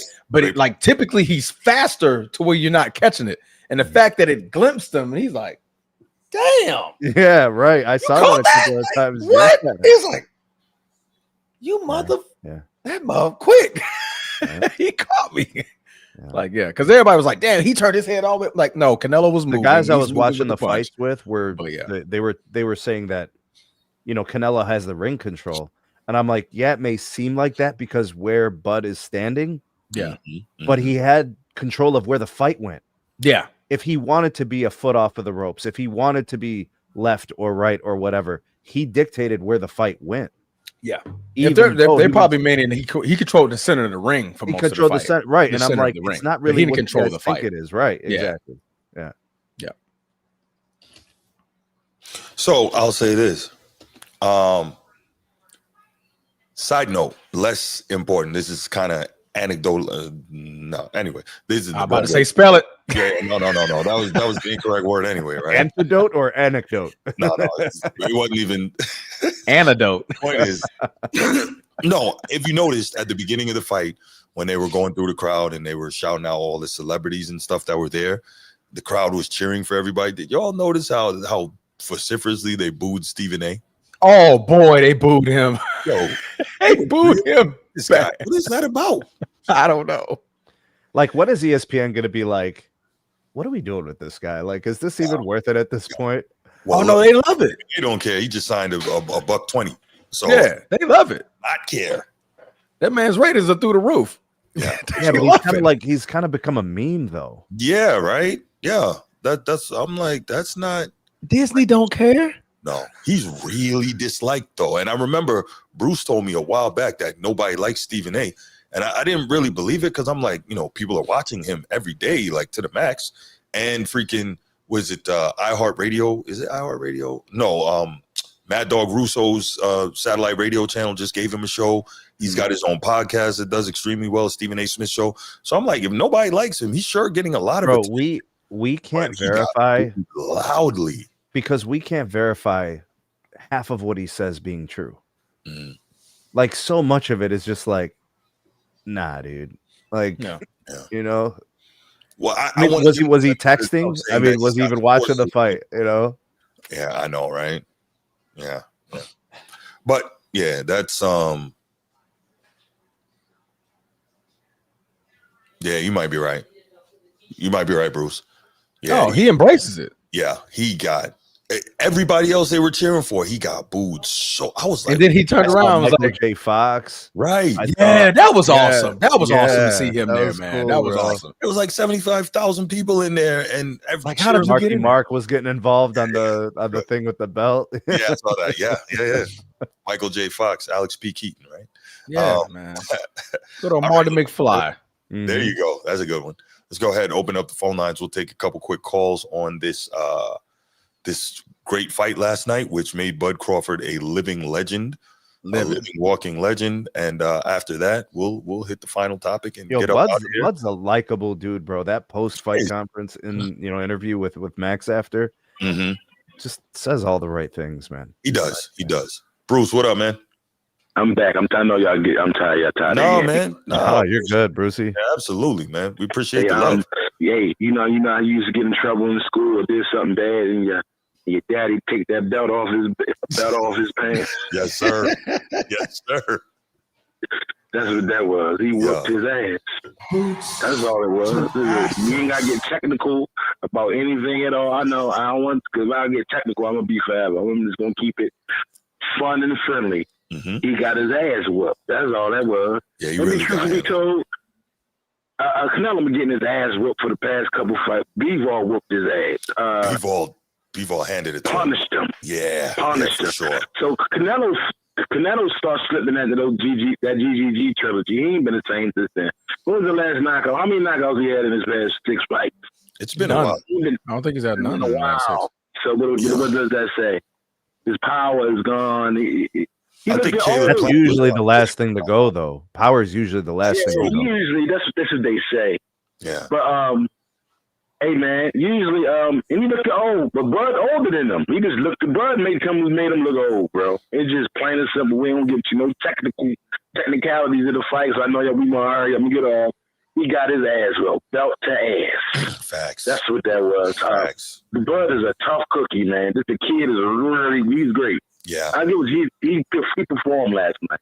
He whooped Canelo ass. And he older than Canelo, so that's only not about age. Yeah. He got about a couple of years. I read that Bud said he took the $10 million because the legacy mean more than the money to him.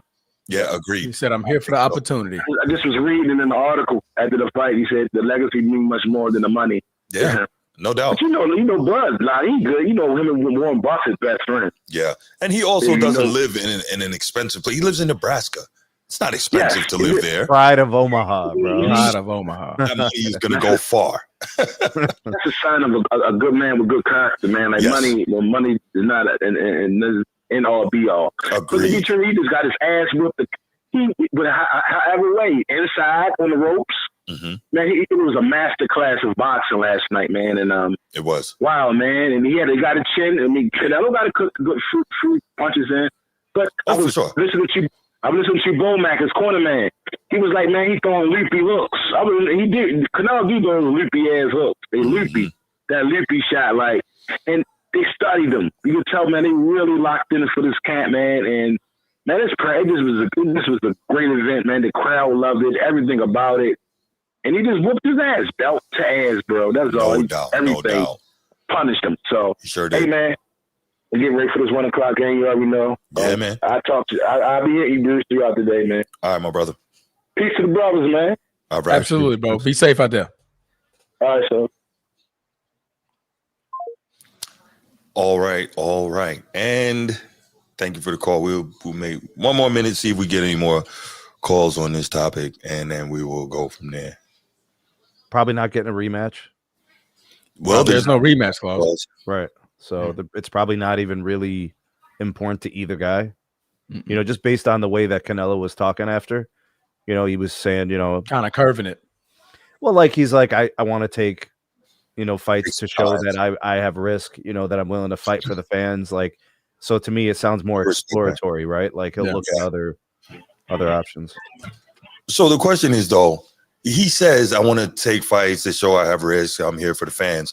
But he had to take a huge monetary disparity as the A Yeah. side to fight this fight. But again, we talked about it. Like, there was more risk in it for him. So, you know, it is what it is. I'm sure when that check clears, he won't be too upset about the loss. That 150 about to look good. But 150 is crazy. And in Mexico, if y'all ever been to, I know you've been to Mexico. You been to Mexico, Sneed? Yeah. Yeah, so you know how far the U.S. dollar goes in Mexico. Bro. Right, Bro. bro. You can buy a Well, for now. county with half of that money, bro. For sure. County. What up, Chief? What's going on? Mexico. Man, that's much. I've seen the fight, but I'm just thinking of a historical standpoint Mm-hmm. of I like that. I never seen anybody go from all the weight classes, and I was trying to think of anybody else to be Man. undisputed in all those weight classes. Oh, undisputed. I was- Okay, got you. Yeah, being undisputed. I just can't see it. He jumped from 135 to about in the one. I just can't see it.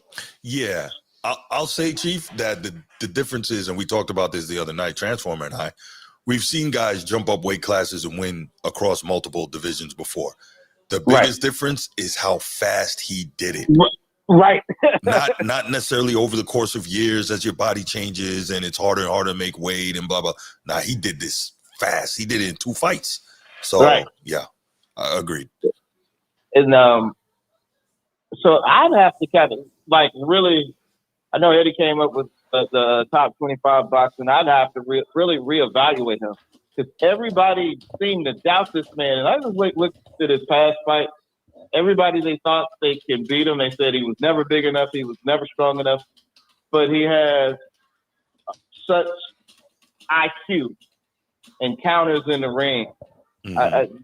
That mind, the mind that he has, that mindset. Right. That's what really impressed me more than anything. Right, for sure. Yeah, no, Well, definitely impressive, man. What about you, shipmate? You think you could have pulled it off? For 150 million? Absolutely. Right. I've done anything for 150 mil. 150 million, I'm fighting Tyson. Oh, yeah. What you need me to do? You need me to get in the ring with who? Say less, fam. Yeah. 150? Taking a dive. On my bicycle. Taking a dive. Man, Oh, let's see. gosh. Yeah, you know, you can take that in the good state of Florida with no what's that? No state tax. No state tax. Yeah. Yeah, no state tax. That's right. And I don't pay no property tax. So Nope, me either. Oh, okay, yeah. you But know, if it's wink. yeah, okay, yeah, but that's not what I want to do. Man, it got me motivated. Yeah. Yes, sir. Need an old man like me to get in the ring. Oh, he gone off. I was about to say. I'm back Hey, there. Old man like me to get in the ring for that type of money. That's some good dough, man, for sure. I'll throw hands for that money, bro. I'll do it. bro. Yeah. I ain't gonna block punches with my face though. I still ain't gonna do that, bro. Right. But I'm wondering what's next for Crawford now. That's it. Well, he doesn't have to rush to figure it out, but that is the question. What's next? I don't. I think It almost seems like there's nothing left for him to do. Like, Like, what fight does he take after this? what fight would fans be clamoring to see after this? Yeah. Yeah. Yeah. So that's my take on the fight. I'm interested on this next topic about Jerry Jones. Boy, if boy. yeah, but my homeboy, he my homeboy. But Transformer, I think if the Packers win this year, we need to get a statue of Jerry Jones. Oh my god, wouldn't that be crazy? He did more for Green Bay than he did for Dallas. God dang. Right next to Vince Lombardi and Curly Lambeau. Everybody's gonna be like, why is 50 years from now? Why is Jerry Jones? Right, because he was the reason we reeled off a three-peat.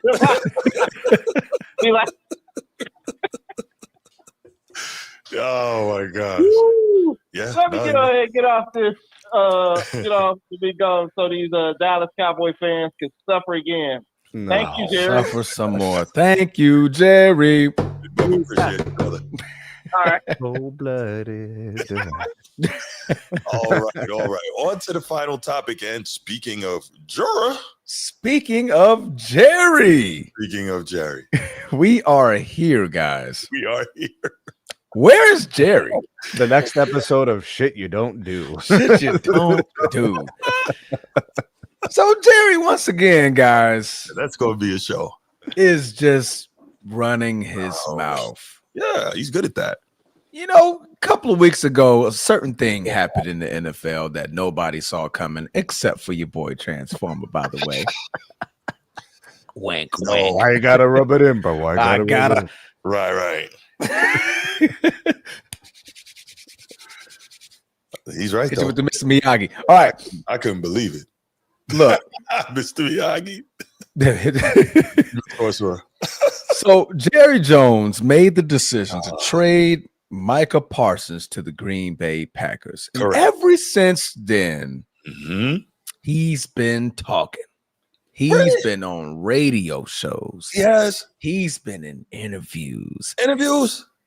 Everything. I'm surprised he don't know how to work his Twitter. Thank God he don't have a Twitter Let him account. find out there's an Instagram. He'll make one of those, bro. He will make one of those, and boy, will he be posting because Jerry likes to talk, doesn't he? So recently, he was just on Gary Meyer's show, a New York show, radio show that's up in New York City, and unprompted, he opened his mouth again about the trade. Again. So there were discussions like, hey, was there any New York teams that you could have traded him to? Well, obviously he's not going to trade to the Giants, but Jerry Jones defeated his own conversation because he said, well, there was another team. I'm not going to go into any type of details. That right there, nip it in the bud. He could have just said that. He decided to go into the details and said, go into the details.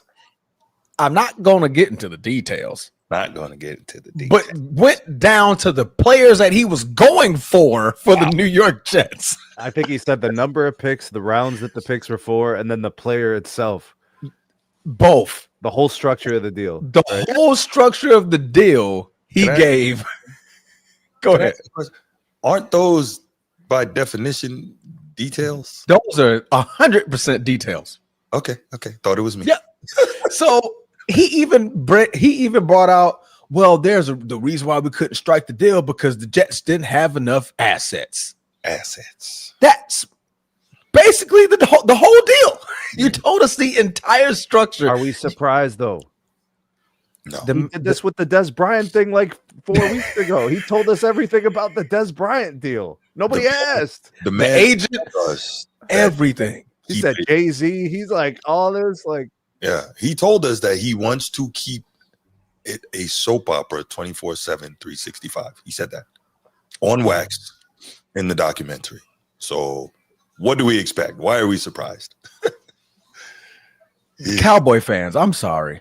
Yes. You guys are in purgatory still. Where is Miss Realist? She's not here today. She was here earlier. Was she here? Yeah. I did not see her in here. He must have ran when she saw the final topic. She was like, "Oh, damn, Jerry, I'm time to gonna go." make sure I leave around the QB rivalries time. That'll give me time to get out. Thanks. She hit a Tom and Jerry. Like, oh, there go Tom. Time to go. Time He's to like, beat it. oh, that's an NFL topic. Time to slide to the left. So Jerry Jones just keeps on talking. So Micah Parsons had a beautiful day in Green Bay. Another beautiful day in Green Bay.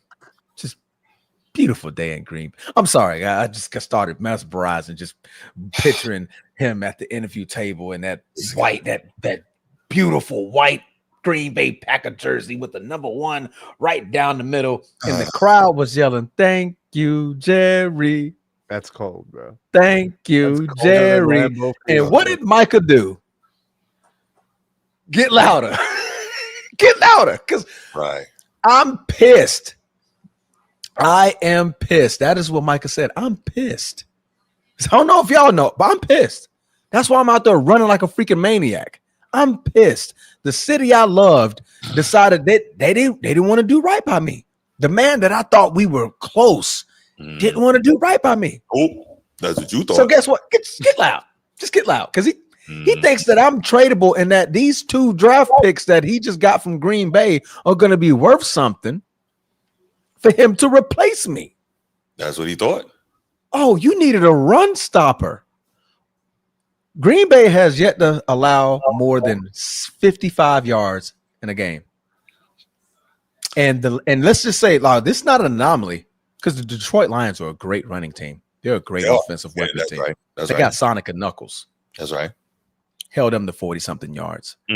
Washington Commanders. You know who Jaden Daniels is, right? I do. He's there. He's there. Held them to 54 yards.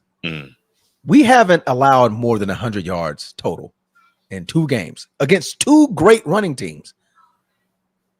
Micah's on that team. Jerry. Sounds like it's the run game's okay.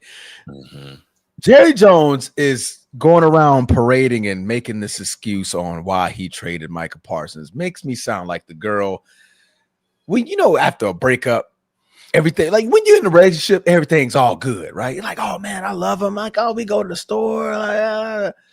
But after the breakup, when the breakup happens, boy, it's all types of dirty laundry you throwing out there. That's what Jerry Jones is going through.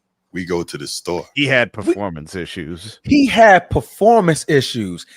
He don't play all the games. Right.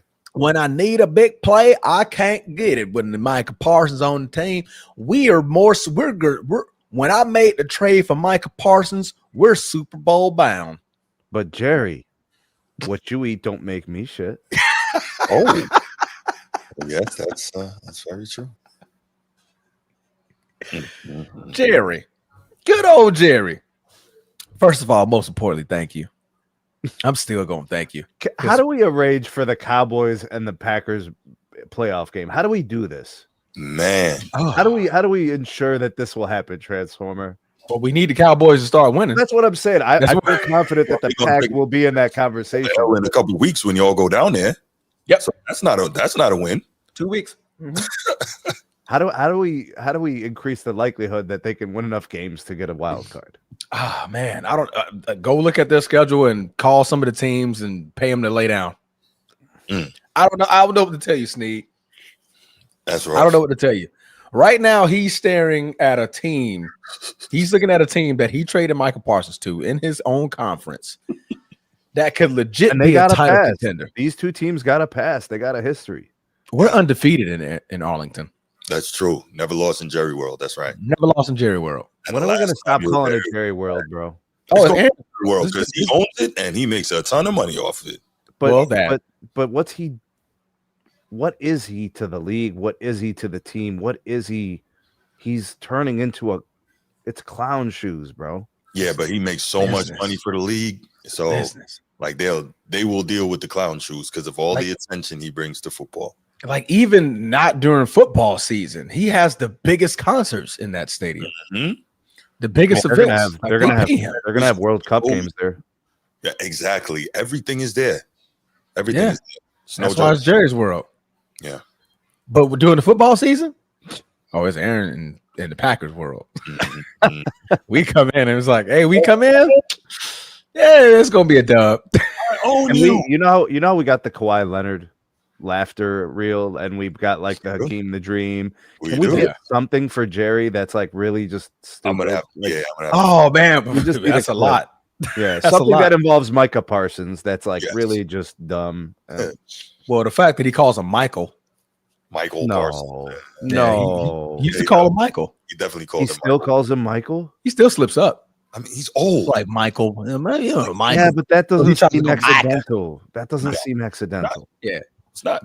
Micah and Michael, two totally different things. Michael Parsons. Michael Parsons. So now when he says Micah, if you listen, he goes strong on the I part, the Micah Parsons, because he kept saying Michael Parsons. Like, come on, man, get the man name right. No, he's like, I don't have to. I cut the check. I pay him, but not anymore, Jerry. Yeah. He's one of us. Go Pack, go Jerry. Dallas. I'm sorry, man. Y'all in purgatory for it. Until this man. God, can we hear what he had to say on the radio show? You got it? I got it. Yeah, I told you I got it. Oh, I didn't even know. Let's hear what he had to say, guys. Kick the clip. Let's go. DJ, drop that beat. The way Green Bay is playing, then I'm all for them enjoying and chanting anything that they really want to play. And I understand that. You know, this is such a laydown to me with back when we traded Herschel Walker. And I just can't tell you the kinds of really not criticism, but naysay when we took what arguably then was by many the best player in the NFL. And we got, of course, future picks, got players and future picks at the same time. And so if you make a move on a top player, this shouldn't surprise anybody that we would have that kind of reaction from their fan base, the other team's fan base, or for that matter, our fan base in general. And I knew this was coming almost the day I walked into training camp. I knew that if I got to make this trade, that this would be there and coming. What the hell is he talking about? What's he talking about? What was that mess of mumbo? You ever go in the bathroom, in a public bathroom, just go use the urinal? And then all of a sudden, bro, it's quiet, and then all of a sudden you hear, you're like, oh shit, somebody in there fucking it up. I'm laughing because that's usually me in the store. Yo, you better stop eating that Chipotle, Jerry.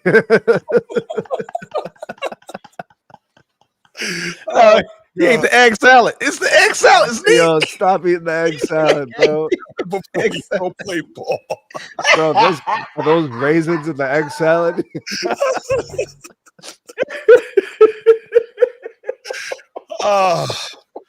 Y'all some sick dudes, man. Yo, but that's what Jerry did, man. He's that Dallas loud. Facilities. They got the heavy duty pipes, bro. Straight up, they got the industrial pipes. You don't need no Drano. You don't need nothing to clear those pipes. Just walk in the bathroom, you all peaceful, like, ooh, somebody in that mug tearing it up. That's Jerry talking right now. Is a straight up fool, bro. He is a fool. Yes, I have no idea what all that was about. Like, but you know what? It actually, that sound effect you made goes with the old saying, diarrhea of the mouth. Diarrhea of the mouth. And that's exactly what Jerry appears to have, because this guy is talking about nothing just for the sake of talking. But Herschel Walker, though, nobody thought he was very good. No one thought he was the best player in the league. I guess you're comparing it to trading your biggest player away. But what they were able to build with Herschel Walker, they didn't get back that type of. What did they get back? They got back a bunch of picks that they had. And who did those picks become? Didn't one of them become Smith? You gonna look that up? Yeah. That's what I'm saying. The only way he lands this plane is if it proves his point that he was able to return better value. Now Remember, price is what you pay, value is what you get. Yeah. Yeah,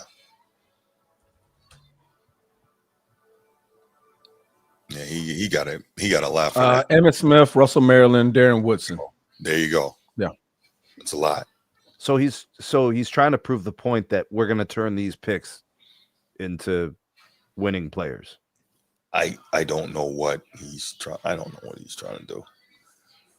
3 first-round picks, 2 second-round picks, a third-round pick, and a 5th-round pick. But he didn't get that from Micah. No, he didn't get 5 picks, right? 4 picks, no, not at all. 2 picks and a player. Yeah. And apparently the Eagles offered him a better package than that. It was a better package, but he didn't want to trade. He just couldn't send him to Philly. You couldn't stomach that. I mean, and I get that. That's you just saw the Giants do this thing, so I'm not. He really wanted to trade him. He really wanted to trade him to the Jets, obviously, but the Packers deal was just slightly better. Yeah, the Jets didn't have enough assets. That's what he said. They didn't have enough picks. Well, it was 2 picks and a player. But he wanted more. Offering wasn't right. But he ended up getting 2 picks and a player. But maybe what they were offering wasn't what he considered enough assets. Yeah, but the Jets didn't have the picks. My point is he took just slightly more from Green Bay than he would have taken from the Jets. Otherwise, he wanted to trade Micah to the Jets. Yeah, because he wanted Quentin Williams. Yeah. His ultimate goal was to get Quentin Williams, but the Jets couldn't give him no 2 first-round picks. First-round picks, right. Yeah. It was probably some seconds or something in there. Yeah. Jared was like, "No, I want some first." Yeah, because I'm like, you make a trade for Michael Parsons, and it's just a player and a couple of second-round picks. Boy, that stadium ain't gonna be Jerry's world no more, bro. Proven commodities that are in their early to mid-20s. Like, what are we doing, Jerry? Like, we knew this was gonna. We knew this was gonna happen, where the Packers are gonna be like, and then Jerry was gonna be doing this. Like, we called this. Yeah. Like 3 weeks ago. If you were going to trade him, you had to get more, but they knew he was desperate, and they knew, they were in that bad spot. And all of this is Jerry's fault. Yeah, it's his fault because clearly Everything. he didn't want to deal with David Mogeta. Like, there's no way around that, because he dealt with Todd France and Joe Panos. Talk to the man. Yeah. Talk to the agent. Talk to the representative, man. Why making it so difficult? He didn't want to. He wanted to get over. But let's go ahead, open up the phone lines on this last topic. Then we'll get out of here and let everybody get prepared for football. Oh yeah, it's 12:20. Oh yeah, we guys got 5 minutes. Yeah, right. Total. Yeah. All y'all better merge these calls into one. As soon as you finish saying what you're saying, it's gonna spill over. You know, as soon as we done Sneed out of here. Oh yeah, we're like, all right, peace. You drop out. Oh my goodness. 904-219-8264. 904-219-8264. All we get is 1 o'clock games, man. Yeah, what? Rounds? That's all we get is 1 o'clock games. Y'all only got 1 o'clock games this year? That's all. Well, most of it, but like we'll get the occasional, the Thursday game. Yeah, and they're not good enough for that like game of the week. So right. In the 4 o'clock. Maybe if Shador was playing by like week 15, they might flex something. You know what I mean? Did you see the Ravens thing? Yeah, the Ravens are going to draft him. Yeah, and he told him not to. Told him not to. Like, I get why he would say that, but again, this is why people have smoke for Shador. Yes. That's where it comes from. It's stuff like that. I mean, I don't blame him. I wouldn't want to sit behind Lamar either. That man's young and in his prime. Yeah, you're not going to play for quite some time. Like, I'm not starting no time soon. No, I can run out my whole rookie deal, and he's still in his prime. Yeah, but you know what, Transformer? I truly believe, and I think this spills over to all industries. The job you currently have is part of how you get to where you want to go. That's so, and that's, I mean, if you have proper mentorship, those are the things that become embedded into the culture of your understanding of how the league works and how your career can play out. Yeah. You know, True. everything's an audition. So that was his audition, him saying, I'm not interested. Maybe it's difficult to see it that way when you've never really had to audition before. And I'm not saying his pops wasn't tough on him. I'm not saying his pops didn't get him ready, but you have to wonder, did he ever really have to compete for a spot? You know what I'm saying? Like, that's a good point. So they benched him? Well, he says inactive. So inactive. Yeah, I think that's two different things. Inactive. He started last week? Yeah, he did. Who has no injury status but is still working his way back from a previous knee issue will be inactive today. Another week to get right. Oh, okay. So I guess his knee's still giving him problems, probably. He played last week? He got cooked last week. Mm-hmm. Right at the end of the game. So that's where this is coming from. Okay. Yeah. Oh no, Keon Coleman put the bop on him. Right, but had the man do the now with him being inactive, it lends itself to think like they're not feeling good about how he's playing. Why do you think we were okay with letting them walk? There was a reason why we were okay. Yeah, I remember this conversation in the chat. I think I remember this mention in the chat, right? Yeah. Yeah. There was a reason why. For sure. Right, but we're not gonna pay. Like, bro, you stay hurt. You're injury prone. Is he about 27? Yeah, he's young. 27, 28 at max. Let's see, Jair, because we had him for what, 4 or 5 rookie years? Yeah, you had him for the rookie years, right? Yep. Rookie contract. Then we paid him the deal. And then he was gone. He's 28. Yeah. And that was the pick I wanted. Straight out of Louisville. I was like, oh man, get Jair. Right. And it was good while it lasted. No doubt.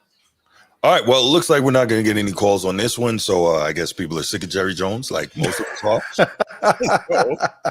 Even Cowboys fans are sick of Jerry Jones. So what we're going to do, we're going to leave it right here. Thank you so much for tuning in with us on this Sunday morning. I know y'all sports fans are tired after the long night last night. We are too. But guess what we still have to do? We still got to sit through an entire afternoon of NFL football and then Sunday night football tonight. So, hey, but get ready. We'll be back with y'all tomorrow night after Monday night football. So, hey, man, this is a serious time of year. And then after that, I'll see you Tuesday night again for the college football wrap-up. And then after that, we'll see you Wednesday night for the Wednesday night show. Then you might get a little break from me for a couple. You might. When are we going to get a Transformers solo show? A solo Transformer show? Yeah, like I think that would be interesting. Man, I don't know. Whenever he wants to do it, he's free to do it. See, you don't want me to have a solo show because here's what's going to happen. The phone lines are going to open up. I'm going to dog somebody, and then the whole thing's going to just break loose, bro. You already know, bro. And Bruce on his own show, we already know what that is. So it's not like there's anything to be like, you know what I mean? I mean, technically, I did a solo show already twice. When did you do a solo show? Yeah, maybe you did. You were gone. You left one day. I did one like 3. Well, not. It was last year. I did a solo one. Then I did the first one when you left. The first one was by myself. Oh, I need to go back and find that. Yeah, I was like, damn, I did do a solo show. That might be where that whole thing originates. The you. That might be like right around that. I don't know when I picked that up. I don't know when I picked that up. Bro, the first time he did it when I was hot, I was just like, bro, is he looking at me? He's staring at me. I was like, what the hell? Oh, that's classic. That's classic. Oh my goodness. Oh man. But listen, I appreciate all you guys. Thank you so much. Enjoy your afternoon of football. If you haven't seen the fight, I'm sure it's still up to Netflix. You can rewatch somebody get Transformer CPR, man. I know, right? Help him out. Say that right when I'm drinking my tea. Hey, Team Nurse got it. It'll be okay. She's not here, so I'm dead. Oh, I'm cooked. I'm cooked. Oh man, make sure you guys subscribe to the channel, like and subscribe to SNT Media Network, and also make sure that you share it if you're enjoying the content, man. I appreciate y'all. We out. Peace.